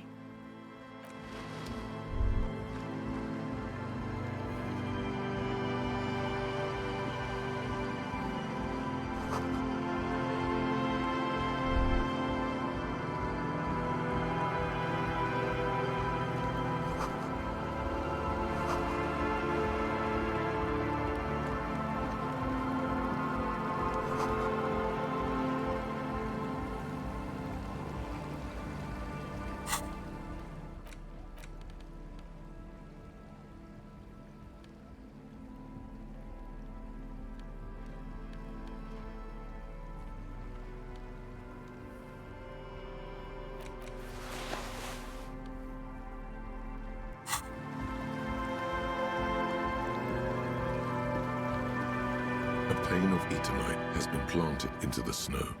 2 poles are holding it up. Barely holding it up. It could fall over any minute. A stronger gust of wind might be enough. The pane falls into the icy snow with a soft thunk.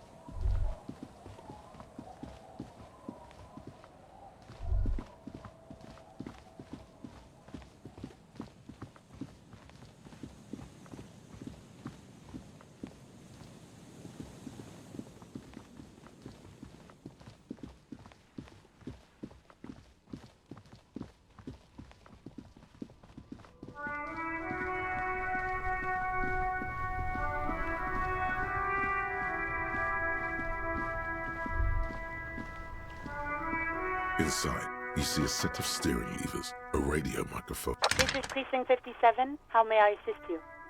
Hold on, officer.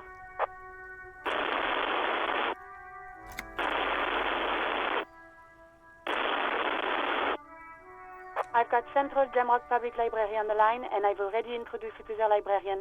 Connecting the call in 2, 1. Yes, this is Central Jamrock Public Library here. How can I help you, officer? He sounds worried, yet ready to assist. This is how people get when the police call. Billy Majon, you said. Give me a moment, I'll have to check our database.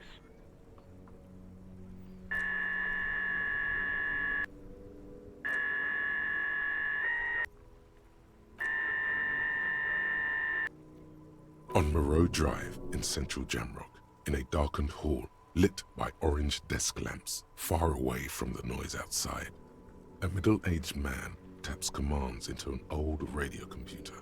A printout falls on the desk. Behind him, a lonely reader scours some dusty bookshelves, looking for a paperback. Yes, hello, are you still there? I found Billy Majon's home address, is that alright? No phone number, unfortunately. They're too poor to have a phone line. Here we go, sir. Rue de Saint-Ghislain, 33B, apartment number 20. It's in Martinez, I believe. Capeside Apartments, it says. That's all. That's where the smoker on the balcony lives, isn't it? It says here that they returned their last book just a few days ago, but I wasn't at work that day. Marie? Marie? Do you remember a reader named Billy Majon? They returned a Tybalt book the other day. Yes, it was my colleague Marie. She said that it was Billy's husband who returned the book. He also asked for this new sci-fi release, Lowe's Radio City 87, but we don't have it yet. Good. You have a name now.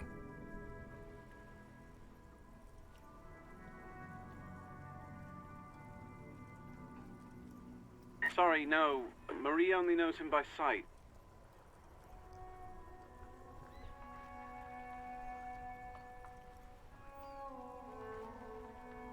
Marie? She said it was an older man, and that she's pretty sure he'd had a drink or two the last time she saw him. 1 second. Sorry, Marie wasn't really paying any attention to that.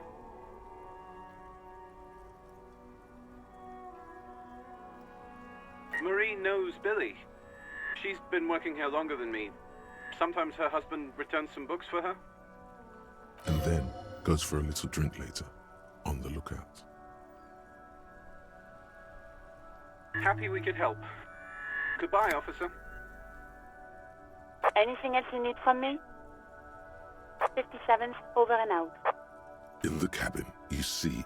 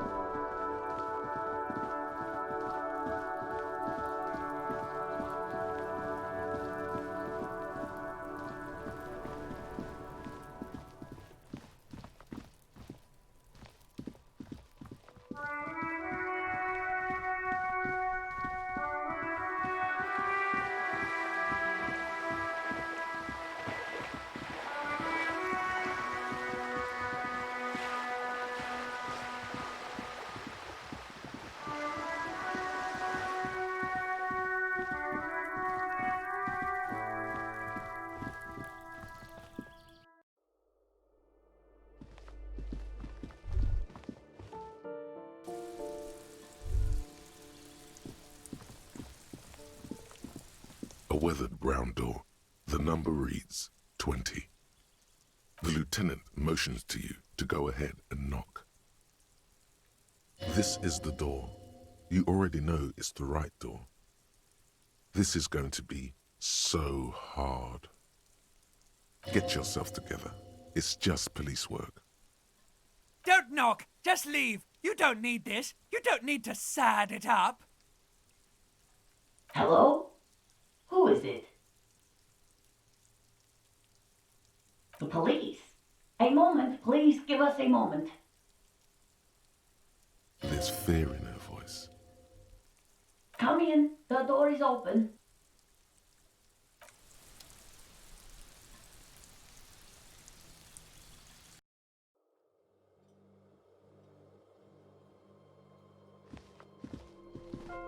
It's you from the bookstand.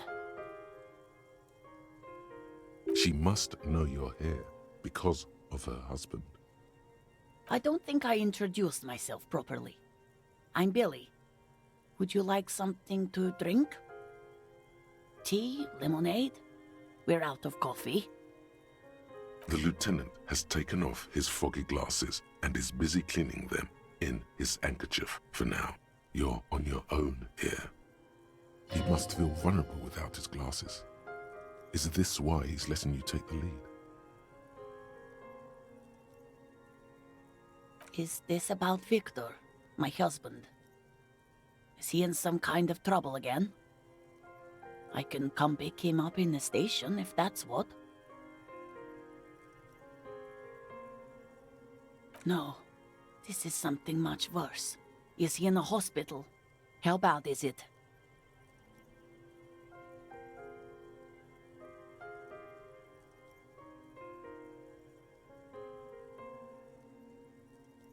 It's me, Victor, and the kids here. We have 2 daughters, Jenny and Jolie. They came home later. They're good girls. The girls are staying at their friend's place tonight. And Victor is out. She swallows visibly. No. Vi, do you have any news?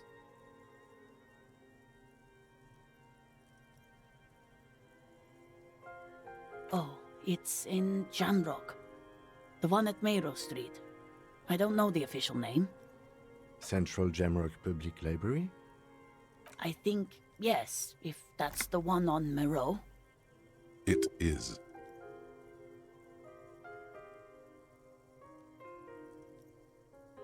Just to return a book of mine? Why? Why all those questions, Detective? Did he... Do something? Break something? It's a fool's hope. Yes. She folds her hands across her chest. Here it comes. I don't want to.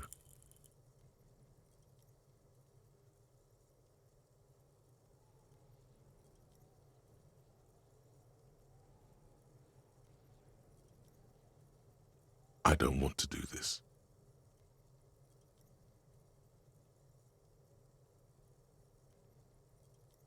Say what? Officer. Too late. You ruined it. Just say it now. Excuse me, what? What did you say? She's in pain. She's in so much pain. And so are you. Your chest is burning. We are very sorry to inform you, but your husband, Victor Méjean, was found dead this morning on the Martinez boardwalk. Oh. Oh. But he was just... He was just here, alive. I understand that this comes as a huge shock. I want you to know that me and my partner are here for you if you have any questions. We are very sorry for your loss, ma'am. What happened to him? Tell me.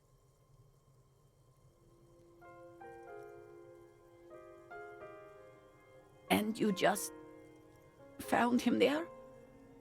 Lying in the cold? How long had he been there?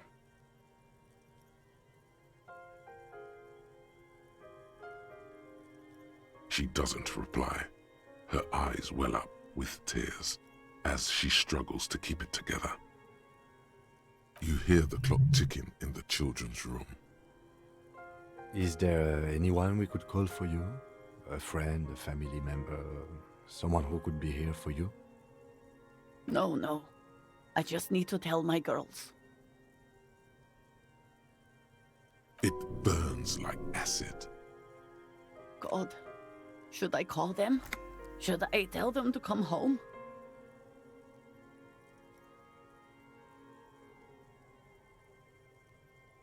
All right, I'll call them.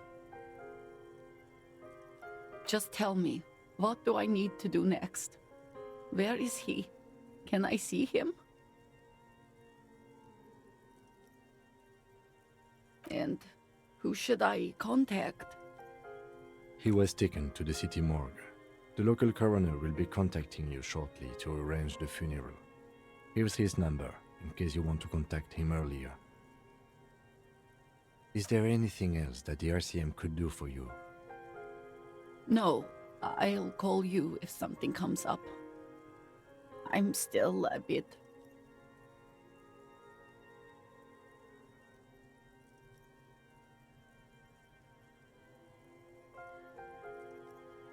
Again, if there's anything we could do for you, then don't hesitate to call the RCM, ma'am.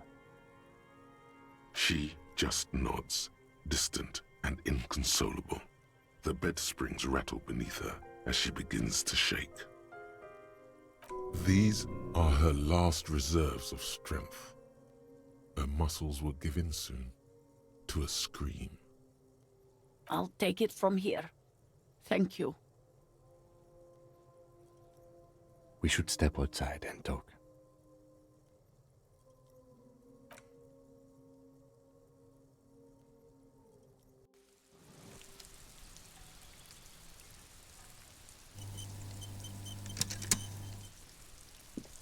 So, the death notification. He's avoiding your gaze. This is the time to say how sorry you are about how things went.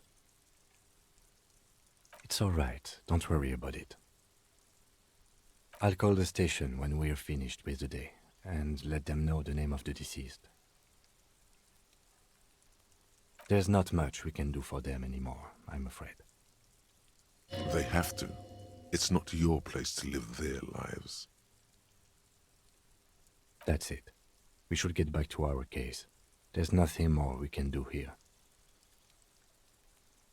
And, officer, I've seen worse. This wasn't the worst I've seen, okay? Now let's go. I really have, he thinks. She was strong. She made it easy for us.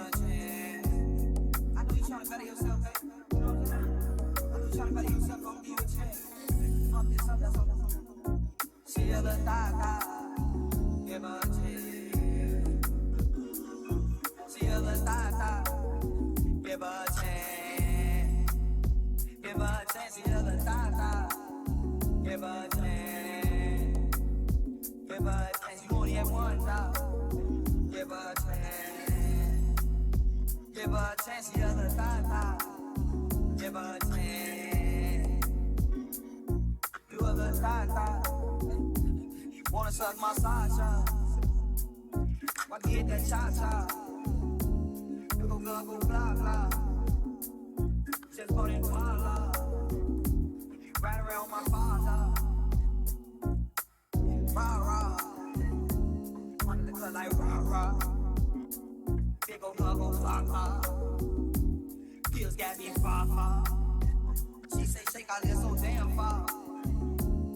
Bitch steal your mama car. She a little ta-ta. She a little ta-ta. She a little ta-ta. Yeah, but she a little ta-ta. 7-Eleven, 7-Eleven, 7-Eleven, 7-Eleven, 7-Eleven, 7-Eleven, 7-Eleven, 7-Eleven.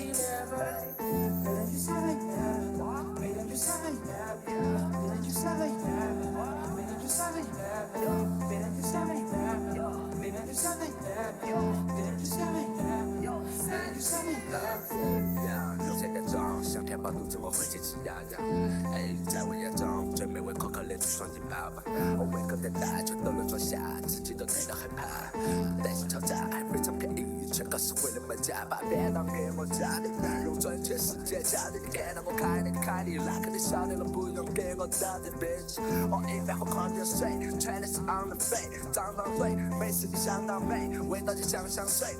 60分的饭都和泰国的泡面，让我神魂颠倒。都摆在了面前，不会让你抱歉，没胃口一点饱。买蛋糕还是买汉堡，被选择恐惧的干扰哈。忘了我都买麦当劳，他有钱再加一份煎饺。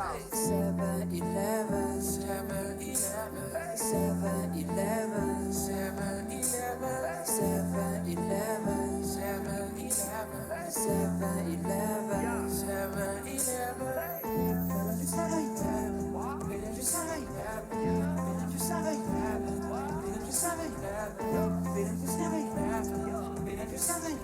Yo, 我关上门把后扑鼻而来神秘的味道，琳琅满目的灵感，像收音机塞满钞票，饭菜和沙拉都选择最纯天然的配料，爱如潮水的我心如上平板把你围绕。夜晚好你喜欢白亮着电线杆，录完歌饿得我睡不着觉，披上了羽绒服，下身穿沙滩裤，洛杉矶穿法在店里聊聊。监控是对你的 no no， 中指对象监控的动作 I love you forever。黑夜里便利店散发的光芒蔓延到了街道广播，就 whatever。我猜不到送货的司机今天晚上到底几点来？吃宵夜会长胖，自信的吹口哨，500斤很那样。本来就 7-Eleven， 本来就 7-Eleven， 7-Eleven， 7-Eleven。世界不够用，我连每天安排得很饱满，改变变化的 studio， 不被成为唱片公司老板。我们餐厅高，习惯在司机，还有兄弟工作不分早晚，美国出去耍，美国看电影，我能永远有人对我相当反感。7-Eleven 我每天都去，不同了经历好继续熬夜，加这个火牌再配一杯热饮，黄5分钟把他们带回巢穴。除了吃饭睡觉写个 make big， 其他屁事都是多余。生意员的嘴巴笑得不得起，你别让他是我们国民。24/7。这就是我们的最大的区别。我生下来败家们钱都是漆黑和 7-Eleven， 不出门仍然有大的整齐学校 7-Eleven。7-Eleven, 7-Eleven, 7-Eleven, 7-Eleven, 7-Eleven, 7-Eleven, 7-Eleven, 7-Eleven.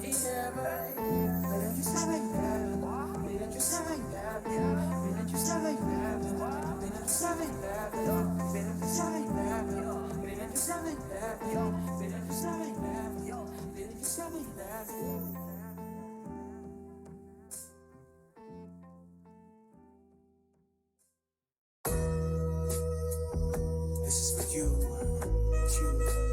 my number one. This is for you, my number one.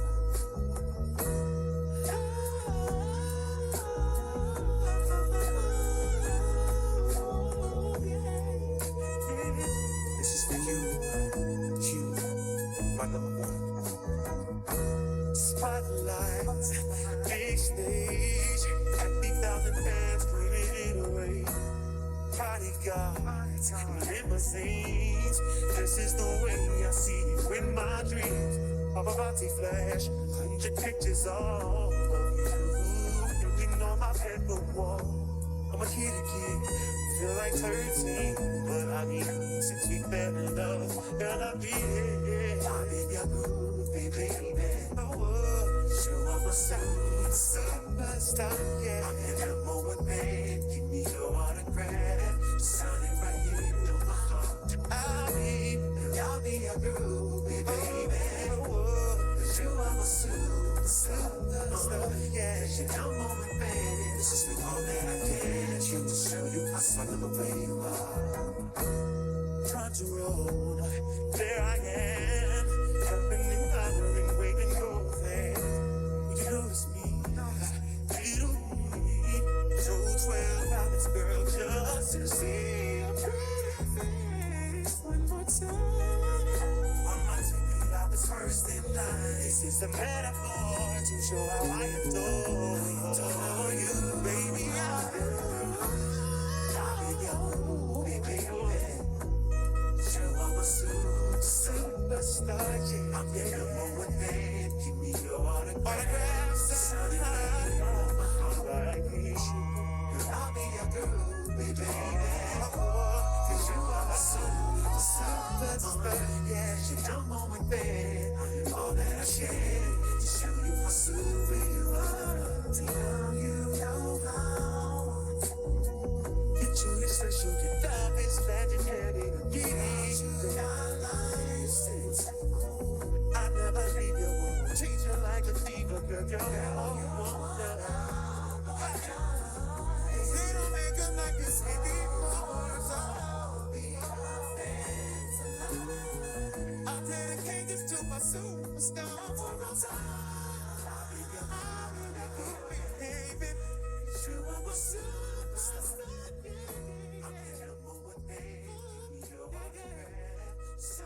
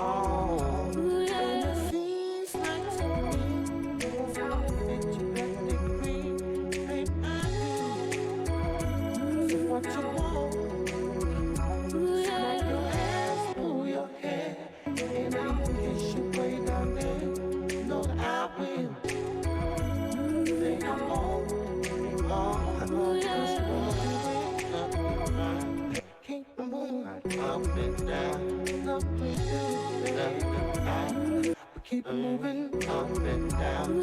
What you doing? Left and right. Love when you do up and down. Love when you do it. left and right. Keep doing it, baby. Left and right and up and down. How we do it? Left and right and up and down. How we do it? Left and right and up and down. How we do it? Left and right and up and down. How we do it? Left, left, left,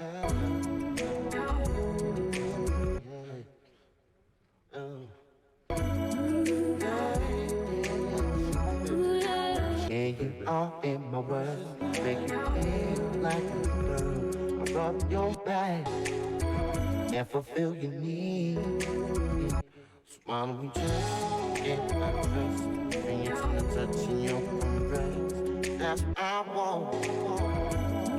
Why don't you give it to me?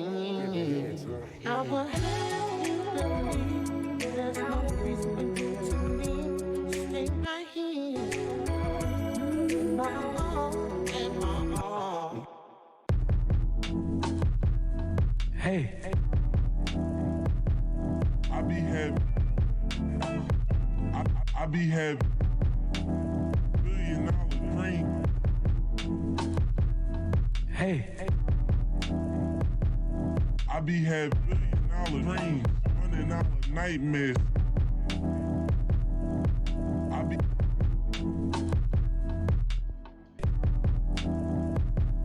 I be having $1 billion dreams. Hey. I be having $1 billion dreams, $100 nightmares.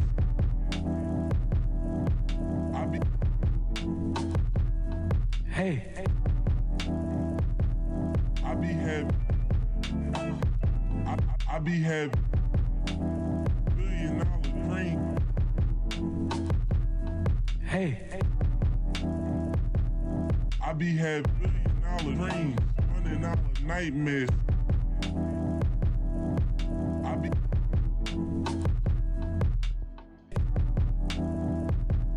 I be having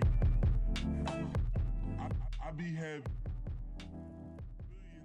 dream.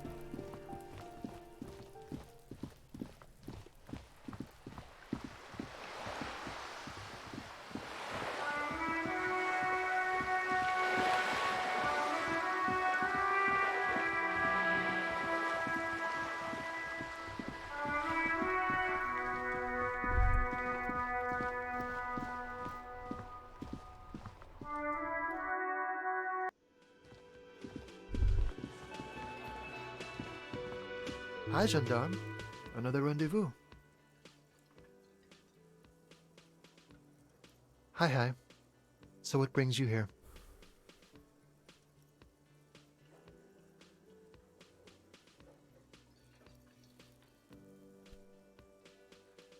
You did? And how did you like him?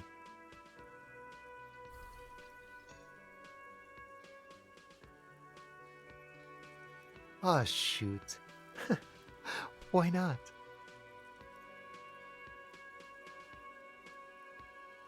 He has keys. And he likes the view. To the sea, I mean. A visitor from the first world. He's not like you and me, gendarme. He can always return. To his opportunities in Occident, Sir Leclerc. Still, his coming and going brings some life to the village. Or is it just money? I don't know.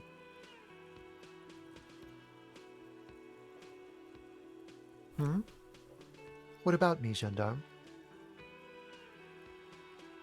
Oh yes, let's see. He knocked on my door a few days after the lynching. I think he was going through the entire building, asking questions. Muscular, handsome, strong, like one of those military types. Oh, let me think. He had an accent. He sounded like one of those mercenaries. He sounded vaguely Oranese. No, not vaguely, scratch that. He sounded definitely Oranese. Yes, but he was speaking to someone on his earpiece. Just reporting back whatever I was telling him. Nothing. That I didn't see anything. Why shouldn't he? What friend? No, I don't think it came up. Sure. Anything else on your mind? Admiring the atmosphere. What about you, officer?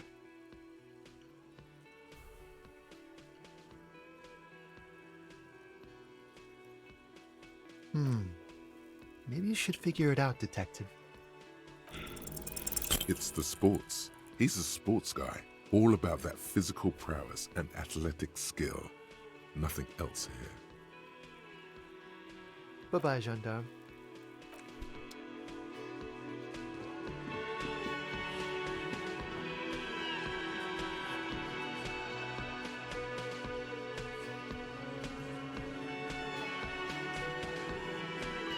It's you again. What is it?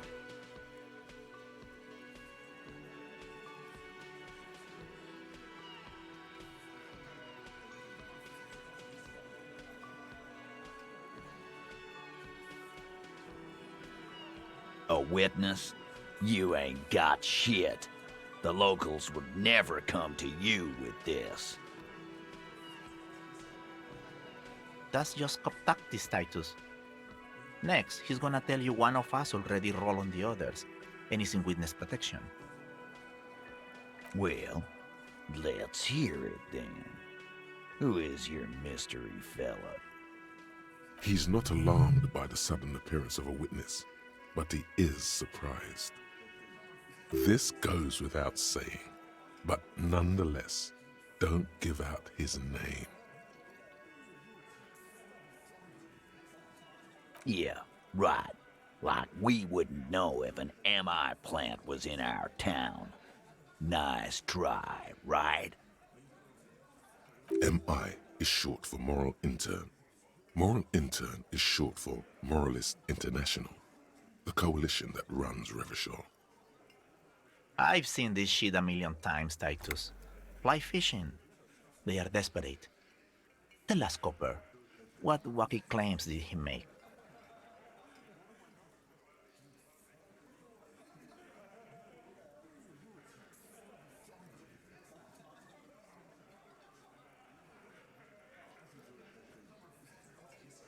Arab guy? Boss, I think he's trying to say me and Theo. Well, yeah. What is confusing you? Eugene, Theo, and Elaine were there too. I already told you. We were all there. It's you assholes that feel the need to go around like a fucking brass band. The Hardy Boys are dead silent. Yeah, it's like they put cowbells on you before they send you to the streets. What's with the cowbells, policeman? Those flaccid MI cocks with their culture language. Everything's a surreal play or sublime whatever. Doesn't mean anything. It means the whole scene was long and drawn out, like it was from a film. What is this fella's problem? Sorry we didn't make it more action-packed. It wasn't the first thing on our minds, you see? Shanky. It's Shanky, right? I thought there's something wrong about the lynching story. Now I know there was. You don't know shit. I know you are lying, Shanky. Some witness. I pulled the same shit. Came up with some shit, then went and said it to people. Get a reaction. Don't have to go to cop school to try that. You don't have to go to school for shit.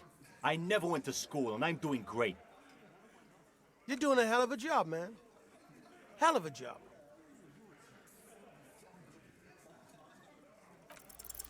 I do not understand. They're just stupid, probably. Too stupid to understand the arguments. Maybe the lieutenant could do it for you.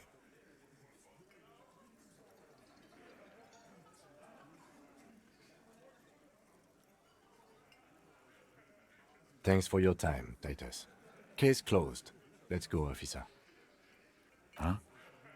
Really, we are ready to begin our report. I've already started, actually. In Martinez, they just kill you because they don't like you. Yeah, let them know. We'll kill you dead.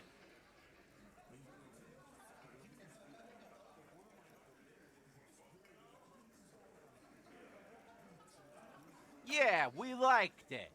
It was fun, wasn't it, guys? We had a great time. It wasn't for your fucking entertainment, Dennis. They kill you because they think it's funny.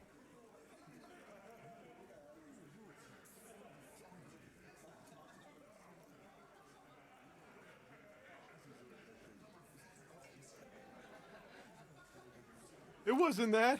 It wasn't... We just couldn't get him down, okay? That's it. That's the weak one. You flushed him out. Now go in for the... Officer, you will be next if you don't shut up.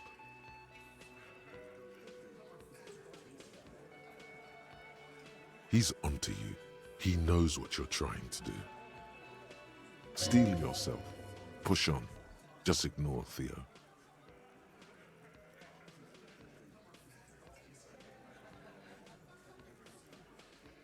We didn't kill him.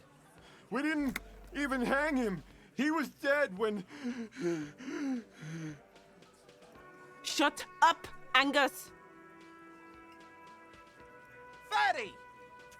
Say one more thing to the cops and I'll... Dennis, stand down, or I'll beat your head in. Theo, take your hand off the belt. This isn't 31. I've got this under control.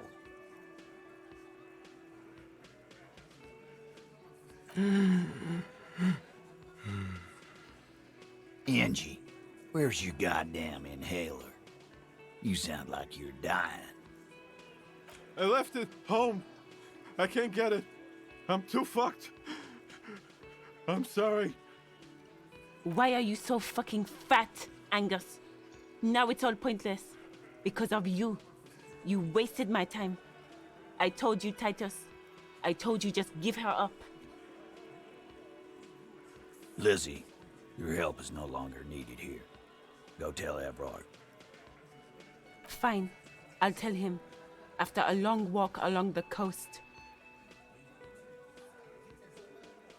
You're in.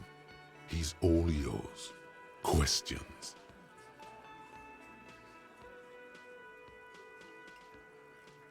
Not yet. Just some ideas. She says the shot came from outside, behind the window somewhere. So that's a clue. I'm thinking someone's past caught up with them. Either hers or his. Hers, you mean? She's got one of those checkered pasts. The shot could have missed. Could have been meant for her. I like that. Been thinking the same thing myself. My dude. One of those mercenary buddies of his could have done it. They got guns, training, Years of bad blood, probably. Or it could have been someone else from Crenell. Tell you what I'd do. Check out the coast for vantage points. Maybe consult with a ballistics buddy of mine. That's what I'd do if I wasn't too busy doing this clown dance with you. He's calmed now, threw all that turmoil away, and became himself again. He nods. You hanged the corpse to cover up the real cause of death. What was it? We're not sure. Probably a bullet. The wound was difficult to see. The coroner and his assistant are wrapped in blue. Hands covered in blue gloves. Mouths covered by blue masks. Bodies by blue aprons. The coroner wipes his brow, scalpel still in his hand. Get the light. Shine it in his mouth, he tells his assistant. The coroner squats to better see the light illumines the darkness inside. Well, shit. Can't blame them for missing that. Get the saw, Alan. This just got fun. 'Cause the girls asked us to. They were in some shit. Did she kill him? Cop, I have no idea. The girl says she didn't. He doesn't think she did. Or at least he hopes she didn't. Classier came down. She seemed really out of it. Drugged up, even more than usual. Bug-eyed and gurning, you know? Not in a fun way.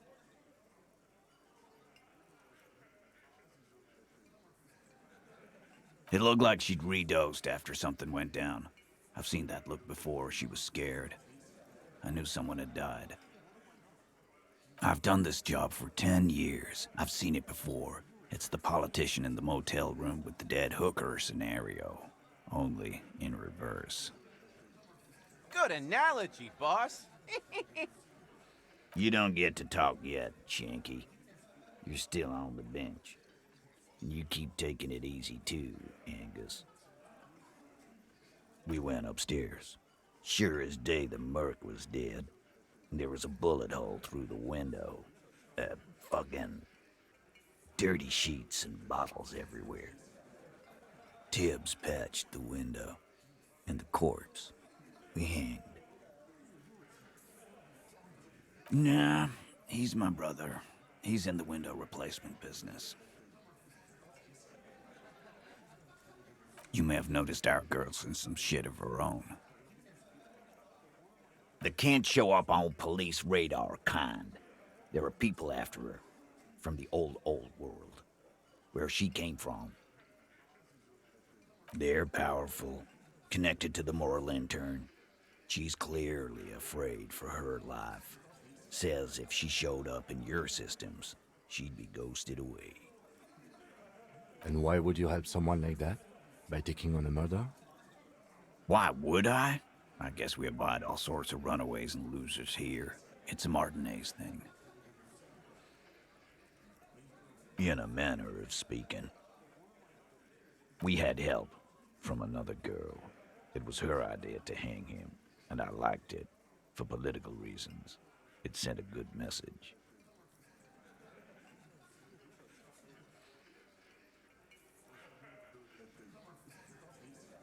Fella, you think too much. He's off all right. You're gonna hurt your head. That woman is just affiliated with the Hardy Boys. You don't know her, anyway.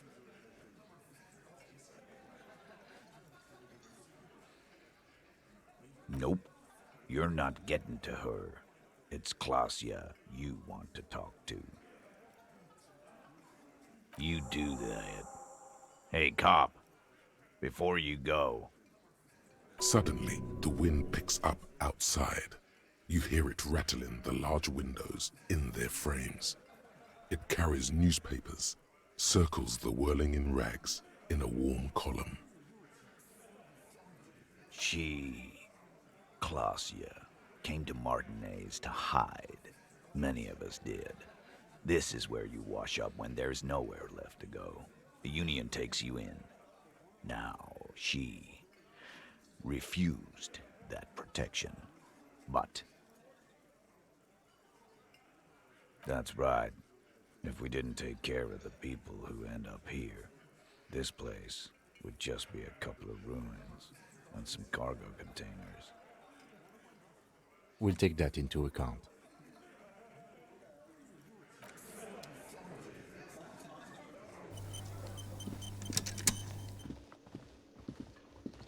Again? I can't believe this shit. Yes? What is it? Okay. Yes. That was pretty good. What? No. No, no, no, no, no. There are universal standards of good out there, and that was just complete shit. Jean, he's not right. Treat him like you treat McCoy's little brother.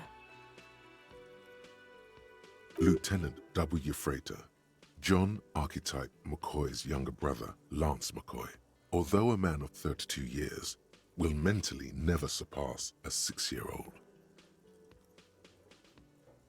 No idea, just passing on information stored in your fractured neural cortex. And I'm not going to pretend like he's got a learning disability.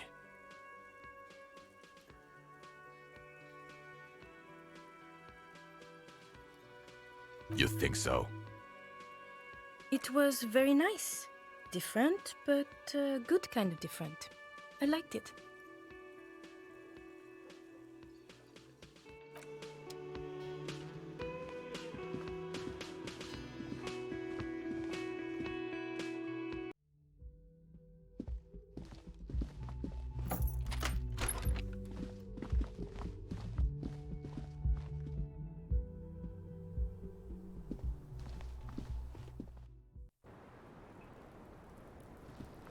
It's always good to see you.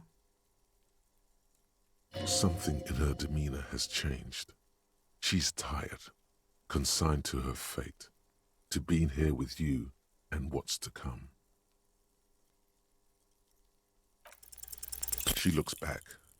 Time moves slowly. The triangles of her face rearranging into a weary smile. Don't worry, we will protect you from her beauty. We will consult you through the reefs and sounds of her persona. We will see through deceits. You are shielded. You are wise. You are advised. There are muscles on long white bones that line her limbs, just below the silver jumpsuit. Nothing, just time passing. Don't worry. You are not a fool. Anything out of the ordinary and you would be notified.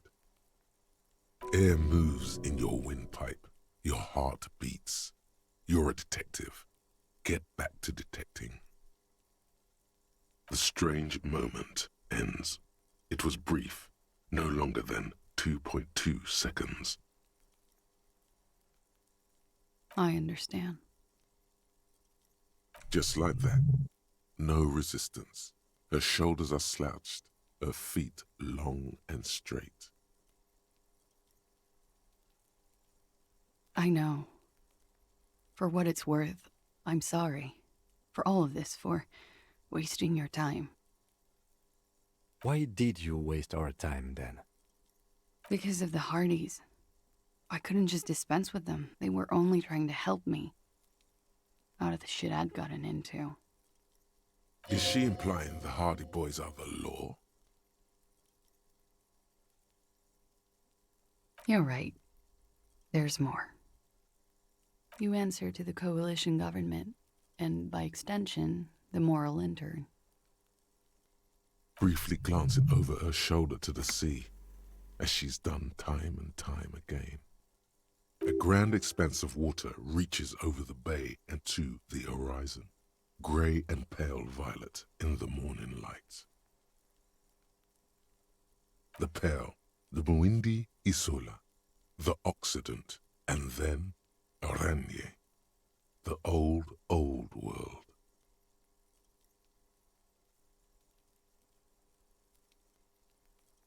You share a database with them. You send people to their courts. Just business. but bad business for some people in the moral intern. If I show up in your records, officer, they will find me. They will What happens if they do? kill me, sir. If you file my name, take me in for questioning, enter me into the moral intern mill, well, then I'm fucked. For nothing. This murder didn't have anything to do with me.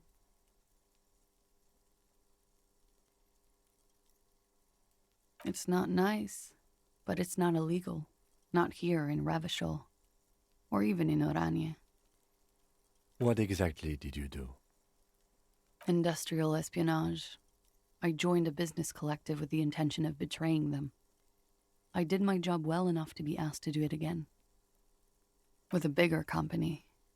The kind you really, really don't fuck with. I took their ledgers, 2 decades worth of accounting. I need the names of the companies involved and who hired you. The job was Lewes-Duin County Savings Bank. They sound small, but they're part of the Lewes-Scott conglomerate. That was the second job. The first was some printer company. You wouldn't know them. As to who hired me for the job, I don't know. But they're after me too, along with Lewes-Scott and their friends in the MI. Once you're done in the competitive intelligence circuit, you don't have allies. You're radioactive. Lowe's Cap. These people engineer financial disasters in second world countries. The conglomerate also includes the Bank of Consecration, Airberg, and the popular Papalolo line of dairy products.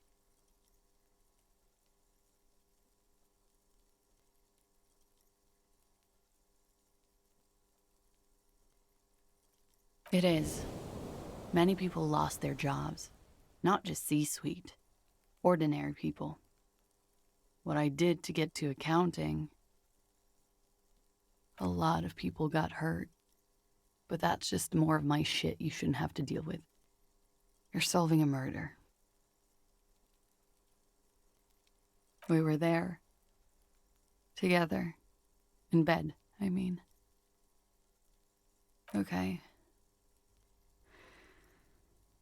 He was in a kneeling position. He had just entered me. I was on my back, looking at him. I heard the window behind me shatter, and I turned to look. There was a hole in the glass. I turned back to him.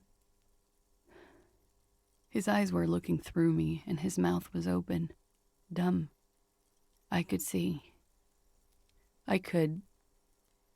A great pain moves through her, a dark and indefinite wave. She continues in spite of it. I knew he was dead, before he fell down on top of me. He was heavy. I pushed him off and he fell to the floor. There. He only had his boots on. I bit the pillow, not to scream, then ran downstairs. I waited for the second shot to come. For me. I thought there would be one. It never came.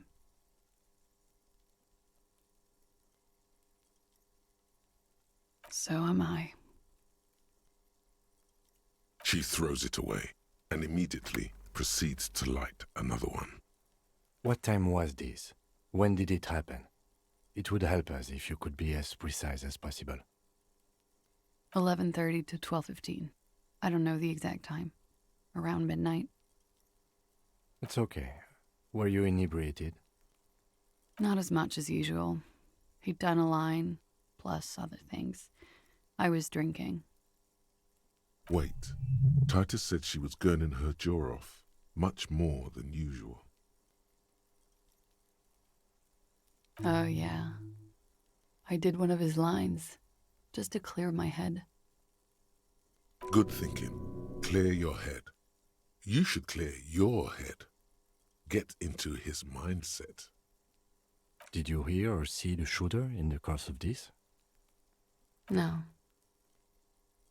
Nothing. I was trapped. I was stuck in my room downstairs. I got some clothes on and crawled back up, drew the blinds.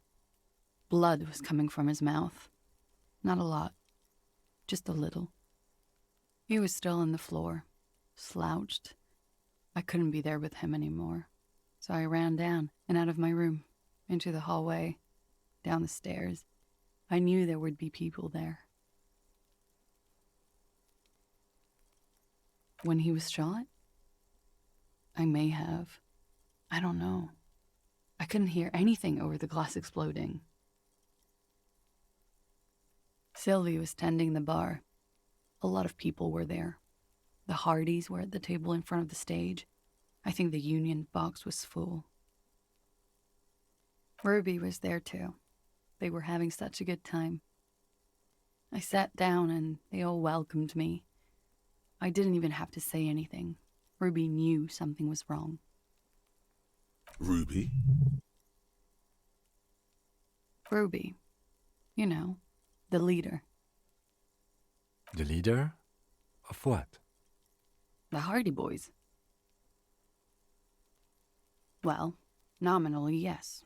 Ruby's the one they go to when things happen, like things they need taken care of. She's the organizer. This Ruby, in her phrasing, is entrusted with great power. She trusts her. So do the others. Would you say she is the 8th Hardy Boy? Why not? Well, Ruby said let's talk upstairs. I showed her the room. I've known these people since December. They know my situation, that I can't leave a paper trail. Ruby was the first one I told. She said she'd take care of this. It's what she does, you know, take care of things. I helped her get the body to the bathroom. We used a belt to pull him up under the shower, to keep him upright. To produce lividity, matching a hanging? Yes. We completely missed the tampering. Looks like you got there in time. What was this, 20 minutes after death? About 20, yes. Ruby explained it would make the blood... You know what he does. Ruby went outside to talk to Titus and the boys. I was just looking at Lely in the bathroom. I had to put his clothes back on. His armor, too. It was tough, but I've seen him take it off and put it on many times. It took Ruby maybe half an hour to come back with Titus. I'd gotten him ready by then. They carried him out. I knew what they were going to do. Make it look like a hanging. Ruby said they would. Ruby said to wait here. She also said I wouldn't see her for a while. That we should lay low or something. So I did. I don't know. I haven't seen her since. We will need to take this question to the Hardy Boys. Interesting. Why did this Ruby go through so much trouble to hide something someone else did? Look into this later. There is something suspicious about that theory, but you can't put your finger on it. Last week, Angus and Titus's brother, I think he's called Tibbs, took care of it. You should have another look at that window after this. Reconstruct the scene.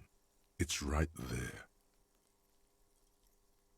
Yes, you see the glass sparkling out of the corner of your eye. Because I'm an idiot. Which is an indicator of truth. Idiot. She's nothing of the sort. You have to understand, the people around here, no one was making the call, and he kept rotting. And then they picked his clothes off, and that little fucker threw stones at him. Her jaw is clenched. Her throat moves. It takes all her strength not to cave in and sob. Once. Just one time.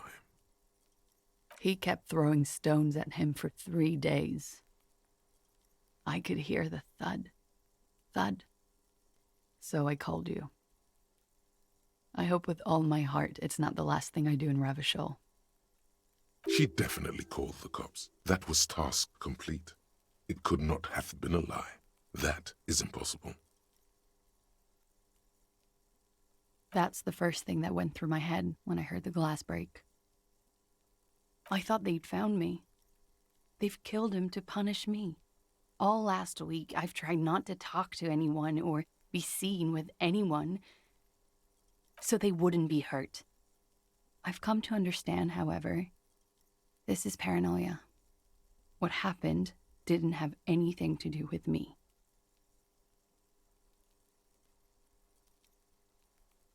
I just don't know. I don't know anything. We can't go after Loose Cap. Not yet. There are other, saner leads. I don't ask you to, Lieutenant. If there's one thing I know, it's that you'll get nothing from there. What? Why would I put myself through this? Insanity. Get myself cornered like this. He wouldn't have died if it weren't for me. I know that. But I would never hurt him. All kinds of crazy things happen when drugs are involved. Sweet, sweet drugs. He was a serviceman. He must have had a gun. Somewhere, lying around, close to her hand. Now, you guys suddenly have theories pouring out, when they're obviously just stabs in the dark.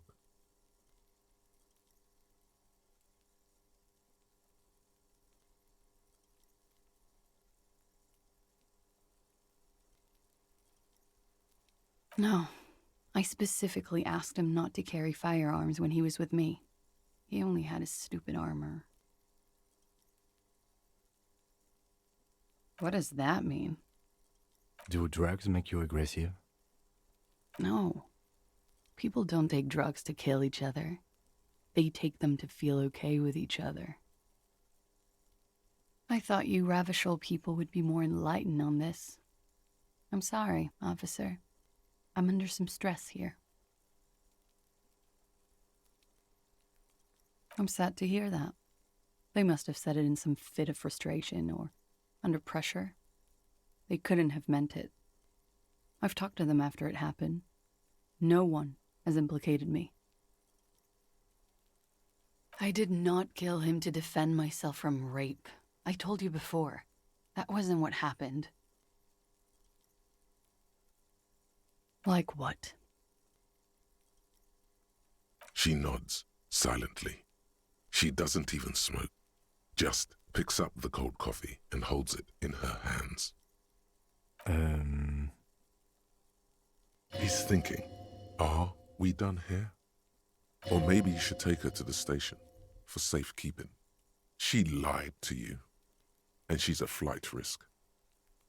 No, that won't be necessary. Just leave her alone. She's been through enough. She doesn't need this police brutality. Multiface, I'm beginning to doubt your judgment. Are you sure you're not sleeping on the post? You have to wake this one up, with force, if you want to continue pushing her.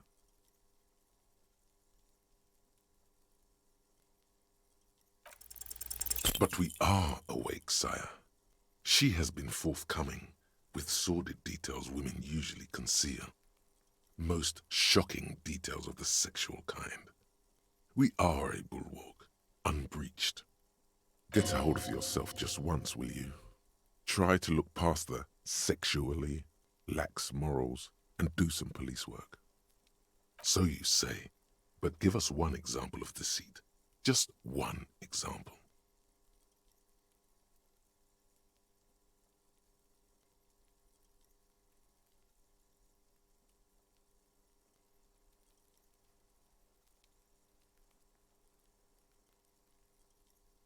Gosh, she's so young, isn't she?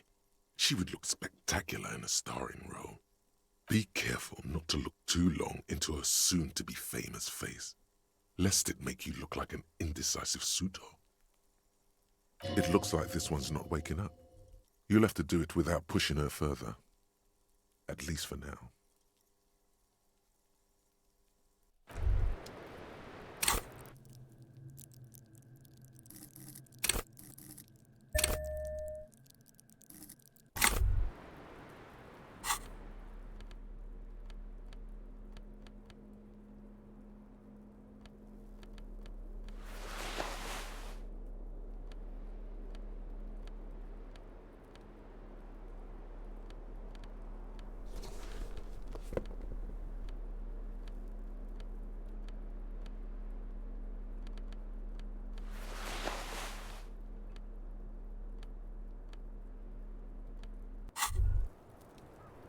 As you look back, you think, so love did do him in, after all.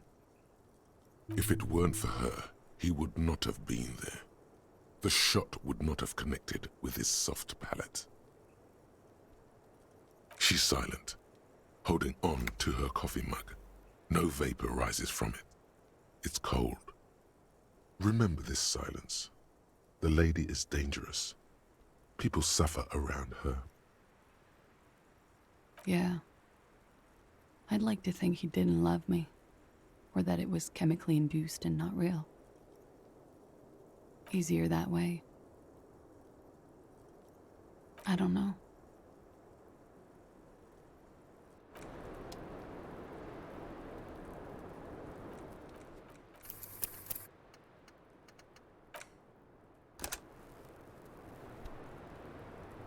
I was just thinking, what a nice day for questions pertaining to a murder investigation.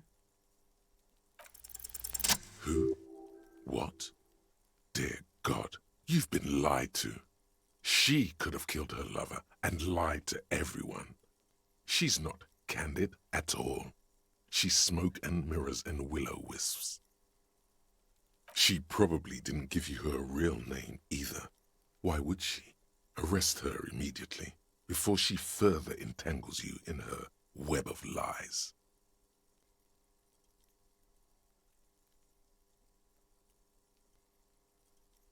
I agree. You wouldn't give us your real name, not when people are after you. Okay. Okay, it's not. You log your work every week. It's all transmitted to Common, sir. I couldn't just beg you not to enter my name. So I lied. Like I lied before. Like I did at LCSB. I have to lie all the time. I'm so tired of it.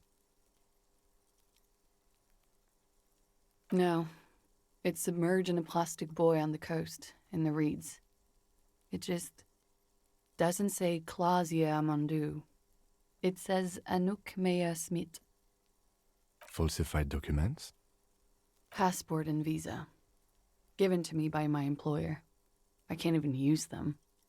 My employer probably leaked the name, Mea Smith, to hurt me.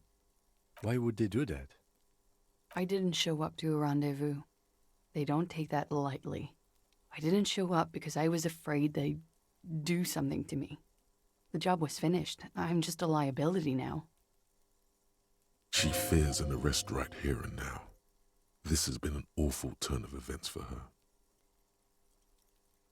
West of the boardwalk, in the reeds, on the coast there. I put it there when I first arrived. Haven't been there since. I'm not sure I could even find it now. It's useless. The lieutenant makes a note of it. You're welcome to it. It's in the reeds northwest of here, past a broken sewage pipe, right near the waterline. It's Katarzyna Lazie.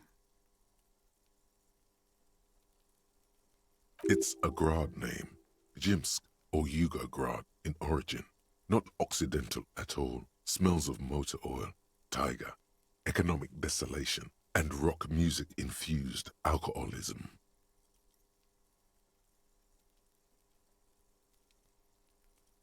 My parents were Zhimsk immigrants, but I'm nationalized Oranese.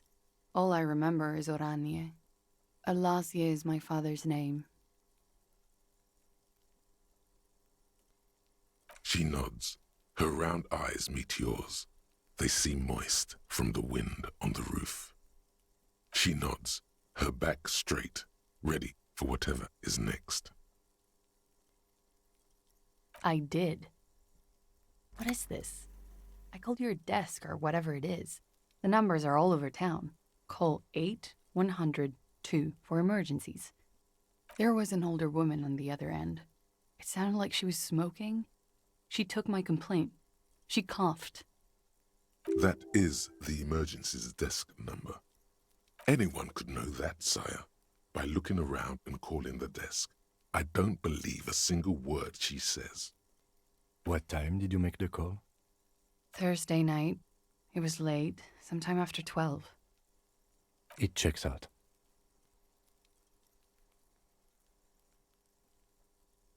But I know the time of the call, too. I know I have not been 100% truthful with you, officers, but I am now. There may be grounds here, at least for an extended detention. A little whimper. The young woman hears you. She's looking around. But I haven't done anything illegal. Failure to aid a police investigation. Fucking mind games. Enough. That's right, gang. Stern and merciless now. Stern and merciless as we reel her in.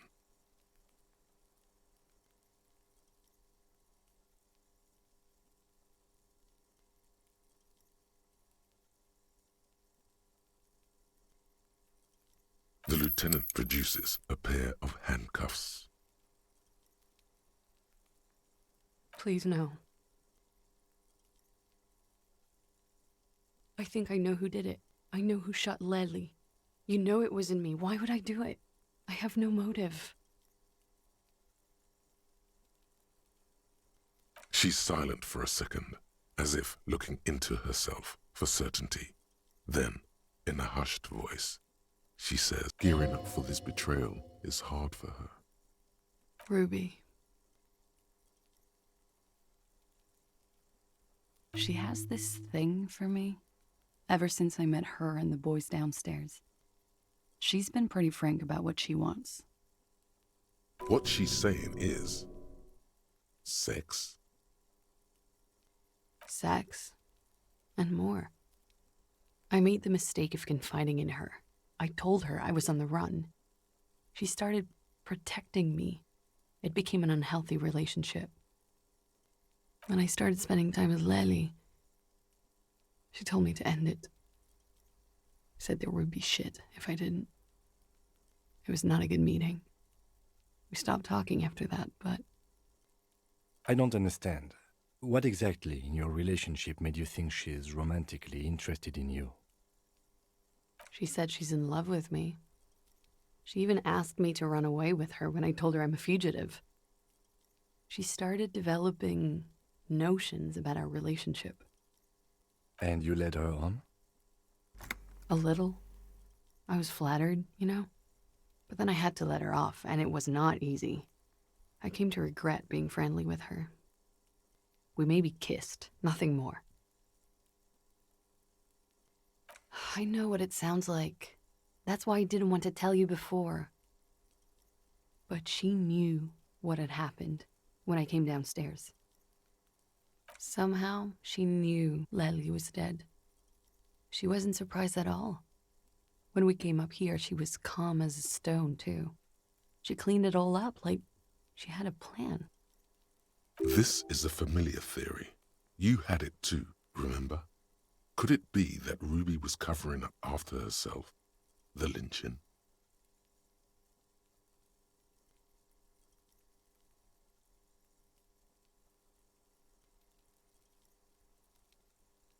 You said there was a secret route there, right? She could have come up through there, then taken this shot, right here, where I stand. It was too dark outside. I wouldn't have seen her. Then slipped back downstairs without anyone noticing? That is possible. Interesting theory. Did she know that door exists? Had you been out there with her? Yes, of course. She's been up here many times, jacking private stations off the ring antenna. She used to come here to drink on the roof with me, before it got weird.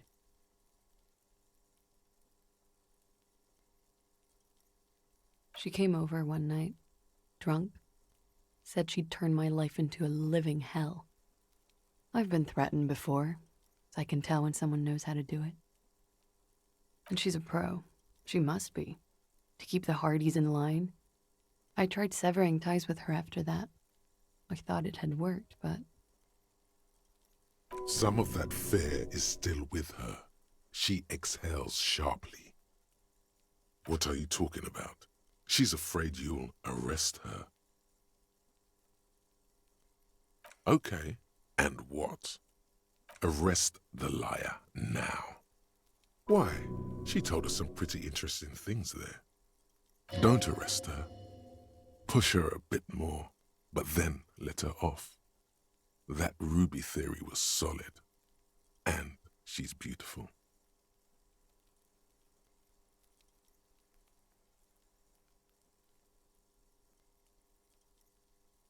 Still? After all this, sir, please. It's a shitty world, and I know I'm shitty too. I know. But I don't deserve to be sent to the moral intern and ground into paste just because I disturbed the sanctity of accounting. That's some multinational. She's gearing up for a last stand. This is it. I don't know. To spend my days with smoke, drink and dance, wallowing in shit. Just like everyone else. You have those station calls, right? Where I have to show up at the station or I'll become a fugitive. You can write me one. You don't have to take me in right now. I promise I won't go out anymore at night. I'll be right here. I know you can do that. Just let me come in on my own. In 2 months, or maybe even 1 month. That's all I need. I do have a form. By God, she's playing him too. Like a fiddle, sire. Who would have known? Everything could change. This city, the extradition rules, the people after me could be in jail. Or maybe Ravishal. There is desperation there, in that silence. A cornered animal looking for a way out. Maybe Ravishal could be free. I could be tried in a free Ravishal. An independent state that doesn't hand its detainees over to the moral intern. I find that hard to believe, miss. Don't. The world can change. It has changed before. That's not the answer she was hoping for. Thought that you were some kind of patriot or communard, did she? She looks at you in silence, her face filled with fear, lips parted. Wait. If you arrest her, Kim will have to transport her. You'd be without your partner for the rest of the day. Shut up. He's making a decision, and it's his to make.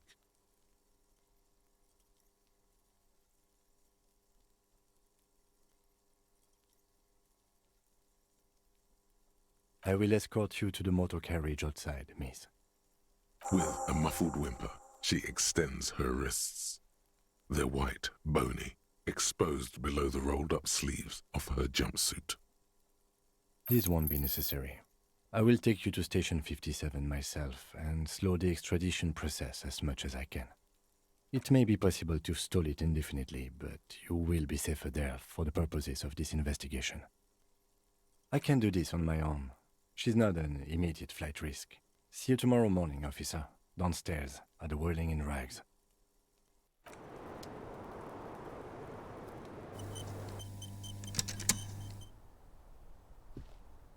This window is pristine on the inside, unlike the one next to it.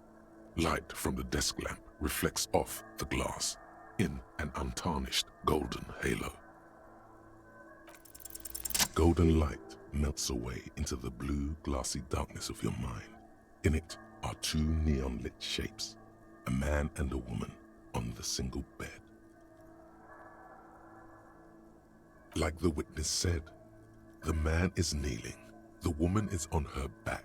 It's the night of March 4th and a shot has just been fired. The man looks directly at the woman. The shot's possible directions converge in his mouth, a ray cast from somewhere outside, entering his brain. From the roof outside, location A prime The glass fractures around the bullet hole, shards face inwards like a corona behind the woman's back. The man does not know the bullet has entered his brain. He never will. Death comes faster than the realization. The ray cast from the man's mouth unravels into a fan of possible directions, all on the roof at first. The shot could have come from any of them. This is composite location A prime, most likely of the origin points. There could have been. Then the rain and slush and wind washed it away. This was more than a week ago. 72%, with a weapon that's good for medium range, like a rifle or sports pistol. This is a good short distance, but not too short. The perpetrator aimed with their back against the railing, or possibly kneeling for precision. This would explain why it only took them one shot. The lights were on in here. Outside it was dark. It was like shooting fish in an aquarium, a well-lit aquarium. The victim opened his mouth to let the bullet in. Neither of them would have seen anything outside in the darkness, too busy with their own bodies.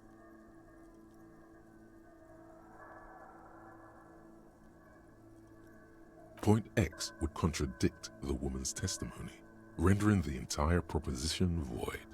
These figures would be wiped out, detective. None that you've found thus far, but that doesn't mean there aren't any. That's a 28%, yes. In this model, the shot could have come from a greater distance. Nothing excludes the possibility. Should we extrapolate to include every possible point of origin in Martinez?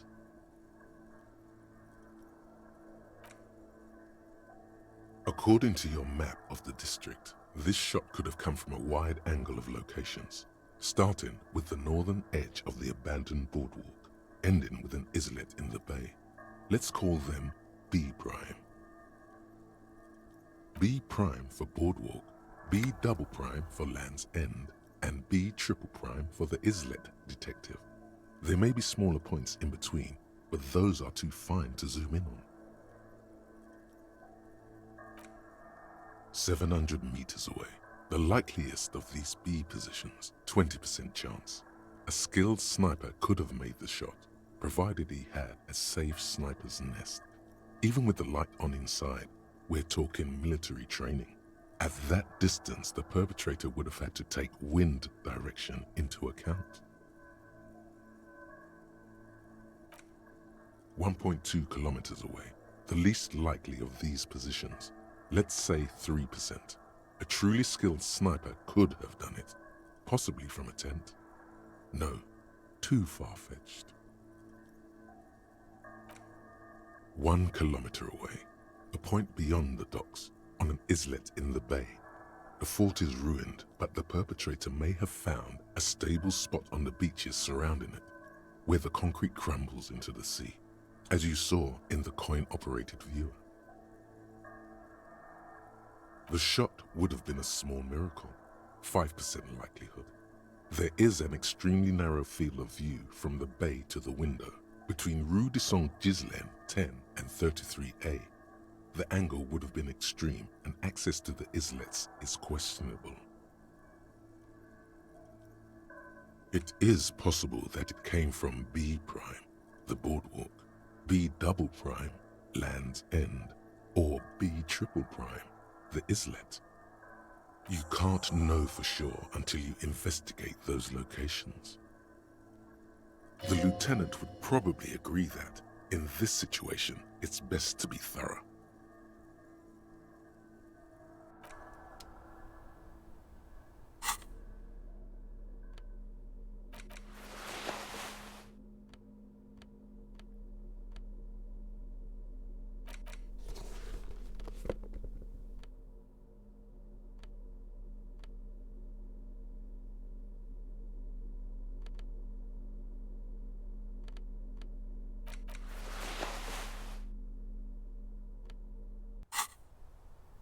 Two neon-lit shapes.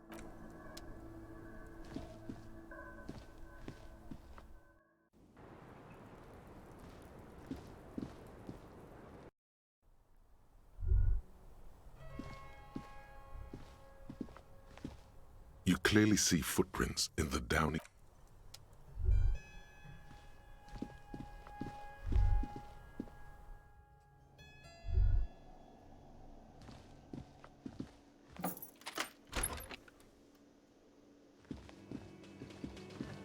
The man ponders his cooking utensils and gives you a little nod, acknowledging your presence. The mention of mañana gets his attention. He smiles and delivers a whole slew of unfamiliar words and lively gestures. Then he falls silent again. They're friends.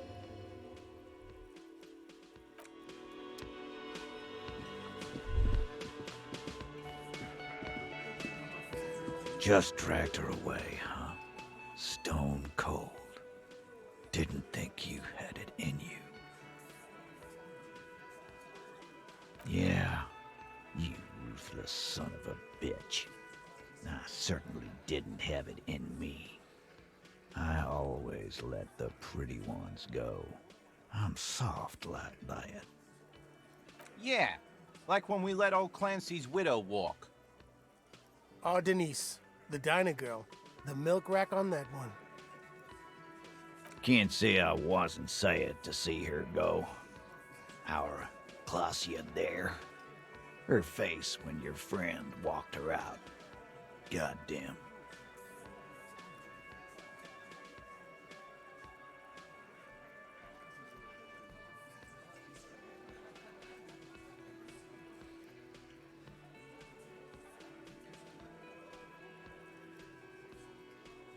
Like she was walking to the gallows.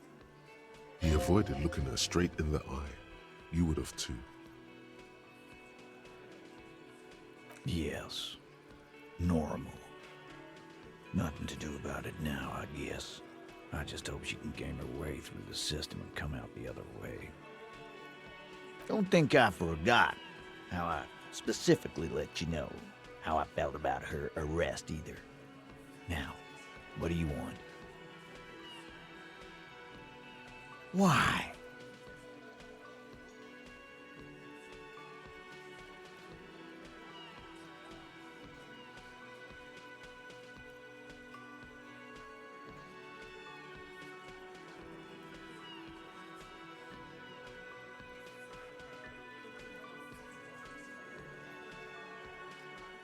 Sounds like you want to push this steaming pile of shit on anyone. And now you pick Ruby. Well, not on my watch you won't. Ruby's one of us. We're not gonna throw her under your moral intern steamroller. Fuck that shit. And fuck you too, moral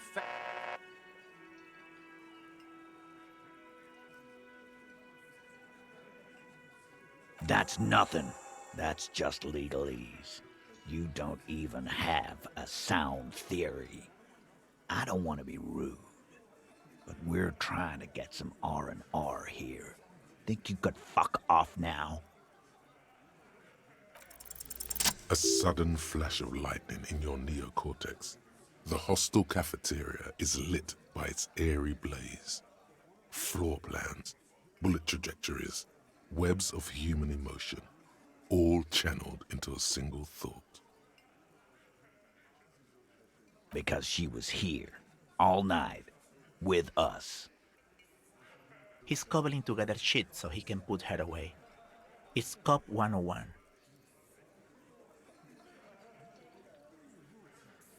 No. The window Clausia gave for the time of death was from 11:30 to 12:15. All right. She took a fucking leak, okay? For one moment. Maybe went out too. She has an operation to run from her lorry.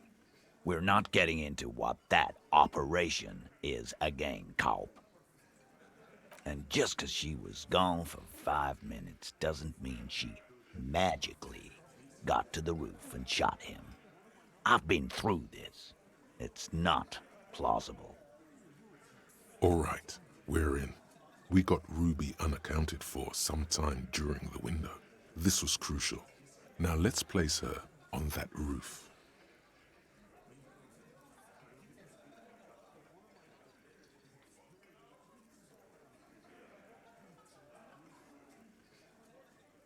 How?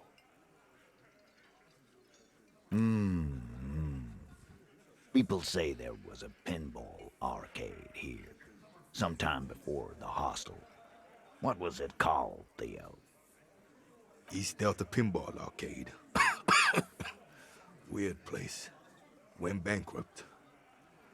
Okay, but how'd you get up? There's no room for a staircase in this building. Or an elevator, for that matter. And how does she come into it? That's quite the theory. We need to have a look at that secret passage, boys. I'm on it, boss. Right when the law clears, me and Angus are going up there. It's a dumbwaiter, not an industrial lift. How about I go instead of... Just now. You got something else to back this route up? Or is that it?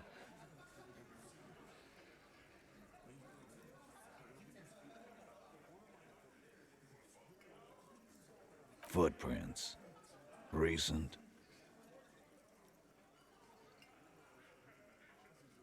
What else could you make out?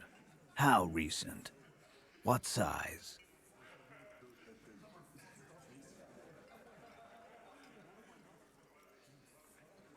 That close, huh? How fortunate. I'll take a thorough look at those prints myself before I believe that call. Good news is, I'm still listening.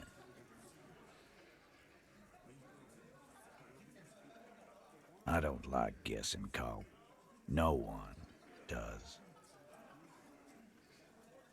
Quit jumping to conclusions, Theo. You took that key. Did it look like it was recently put there? No, the ribbon was old. Faded. It had been there for 20 years at least.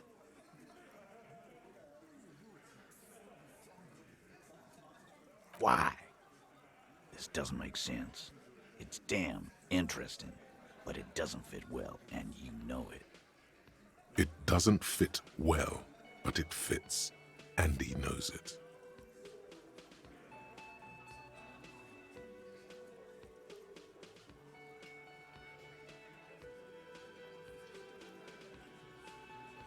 Why not? You can't draw a straight line into Clausia's window from any of the surrounding buildings. Not from what I know about Martinez. Maybe from the coast.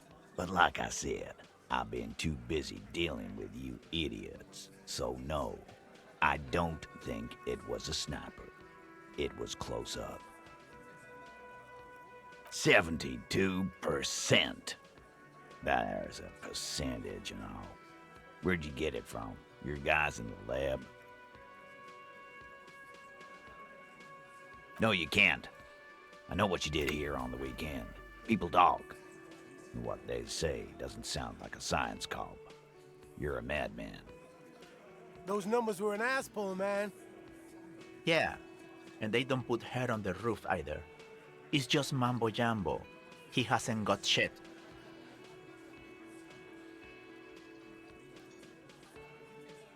I've seen the winch. I'm not blind. You saying it's part of the elevator she used to get up there? That's one mystery down then. An architectural mystery. Doesn't much concern Ruby, does it?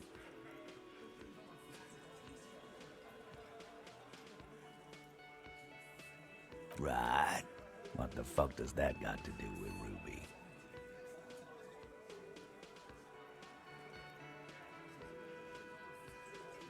Wow, man, can we? I mean... That'd be awesome. I beat that royalist machine 20 times now. All right, all right. We can get the barman to bring them down. What else? Firmly doesn't go well with could've. There's a route to the roof. Me and the boys need to check it out. That's what we established. But a route does not put that bullet in his head. A gun does that, and Ruby doesn't carry one. Phase 2, murder weapon. Get a gun in her hand If not that, then at least a shadow of a doubt, in the shape of a gun.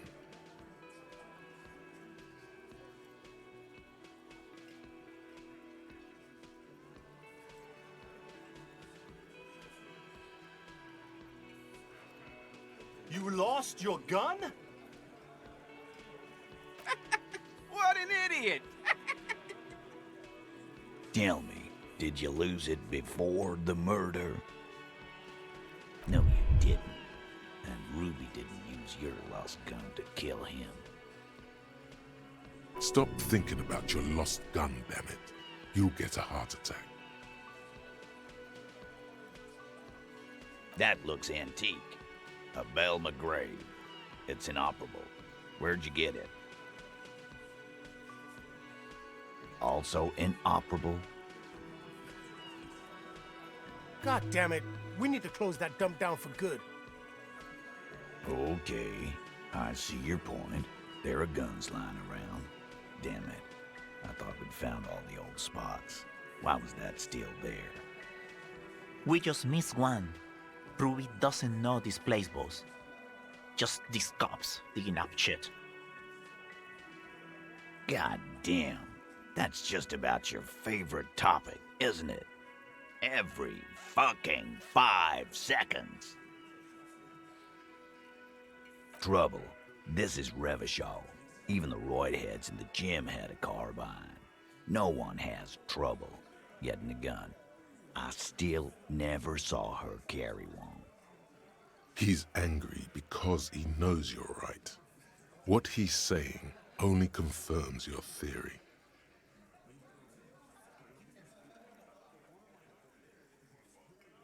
I don't know, cop. Why don't you find your lost gun first? Easy now, Al. This isn't comedy hour.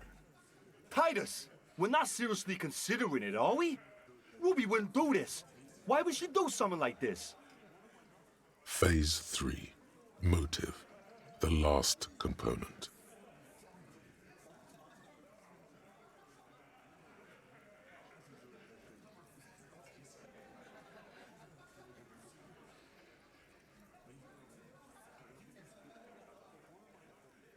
Yeah. Like what? The big man falls absolutely silent. Yeah, but they're both girls.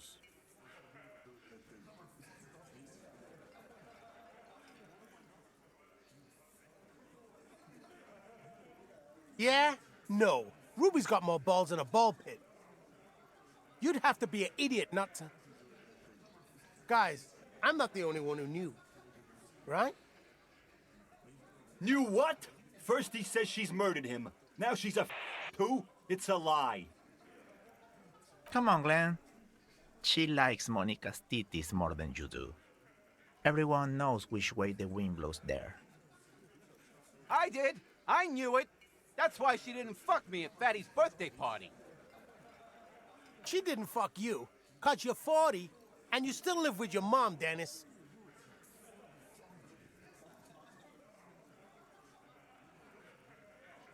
This is some sordid shit. It's also the kind of garbage our Miss Aronier puts out to cover her own ass.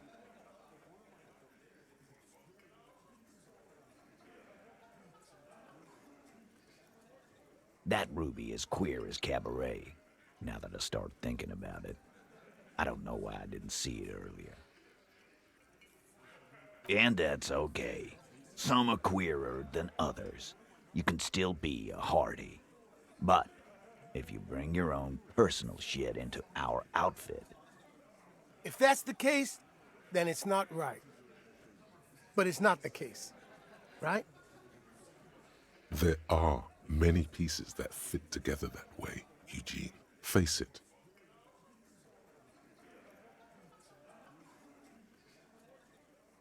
Nah, man. That's just Ruby. She's got shit under control. That's her whole thing. That's why she's so good. Plus, man, it's like female intuition, you know. Women talk to women. Which is sort of why we need someone on the team who they talk to. not so useful. Fucking hell. Betrayal is not painless. Even a doubt of it hurts.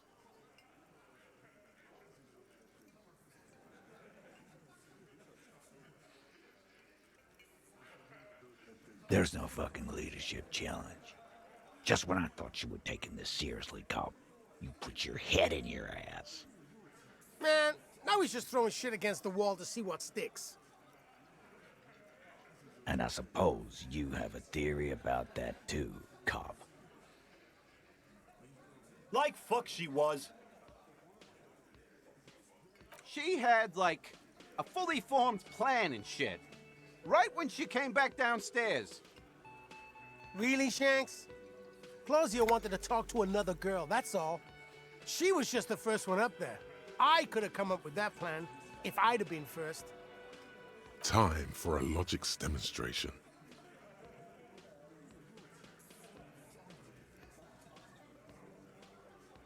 You're on thin ice here, asshole.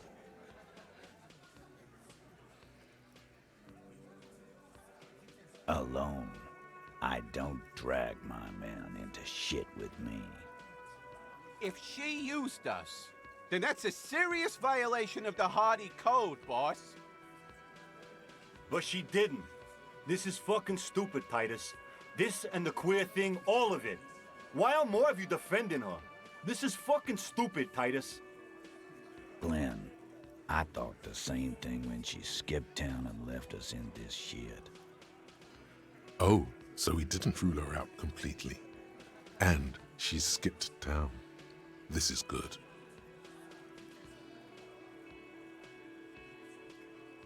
Silence. He looks around the room. The old man in the corner nods. This is the only option he cares for. Yeah, I see it. There's one more thing I've been wondering about. Ever since you asked me where she is. Add it to your list of suspicions, if you want. I don't know. I don't know where she went. She just got up and left. Got real scared, too. Wouldn't tell me where. However hard I asked. Want to know why? She was afraid I would tell you. Maybe she was right. By now, I probably would. Perhaps. Ask her if you find her. It won't be easy, though. She made sure of that.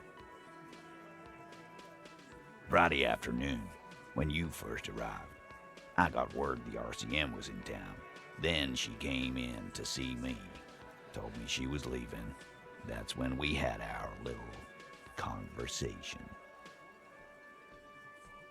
I told you. No, you, as in the cop with the sideburns and the disco clothes. And a hole in his heart. That first.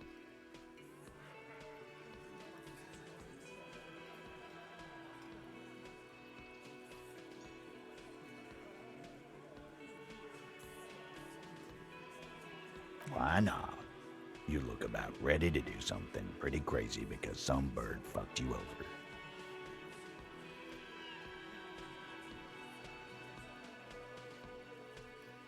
Sure, the human experiment. That's real funny. You know, when I first saw you limping here, I thought she was paranoid or sniffing her own supply. But now I'm not so sure. She said you have a funny taste in clothes and that you won't stop. Until you have something on her. She said she's heard of you from Jamrock, that you're a human can opener, that you play suspects against each other, open them up like cans. Fucking hell. Titus, did he just... Open Angus up like a can? Yes, he did. Now, we can whine about it, whack him, or we can go on with our lives. I'm having a go on with our lives kind of day, Al. How about you? It's not an actual question. Silence.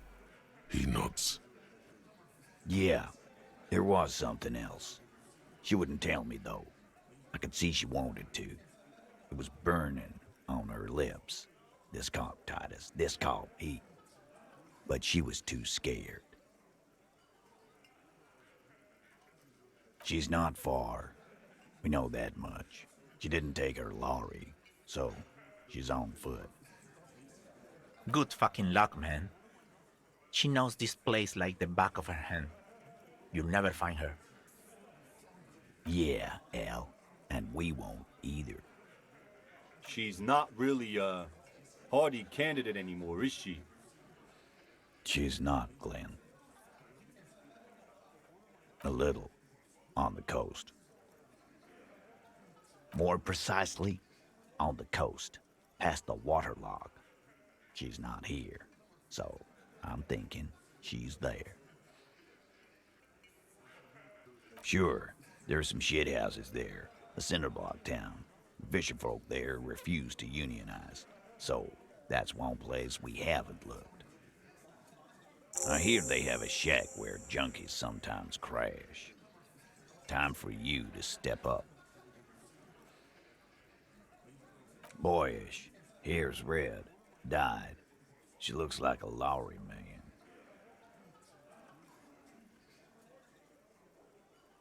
The what now? I have no idea. Boys? She said she's building a pale emitter. What? We were talking about radio equipment. She said she's doing Ulan frequencies and a pale something. I don't know more. This guy barely understands what he's talking about. There you have it. Pale something. It feels like you'll get to know soon enough. It'll have to.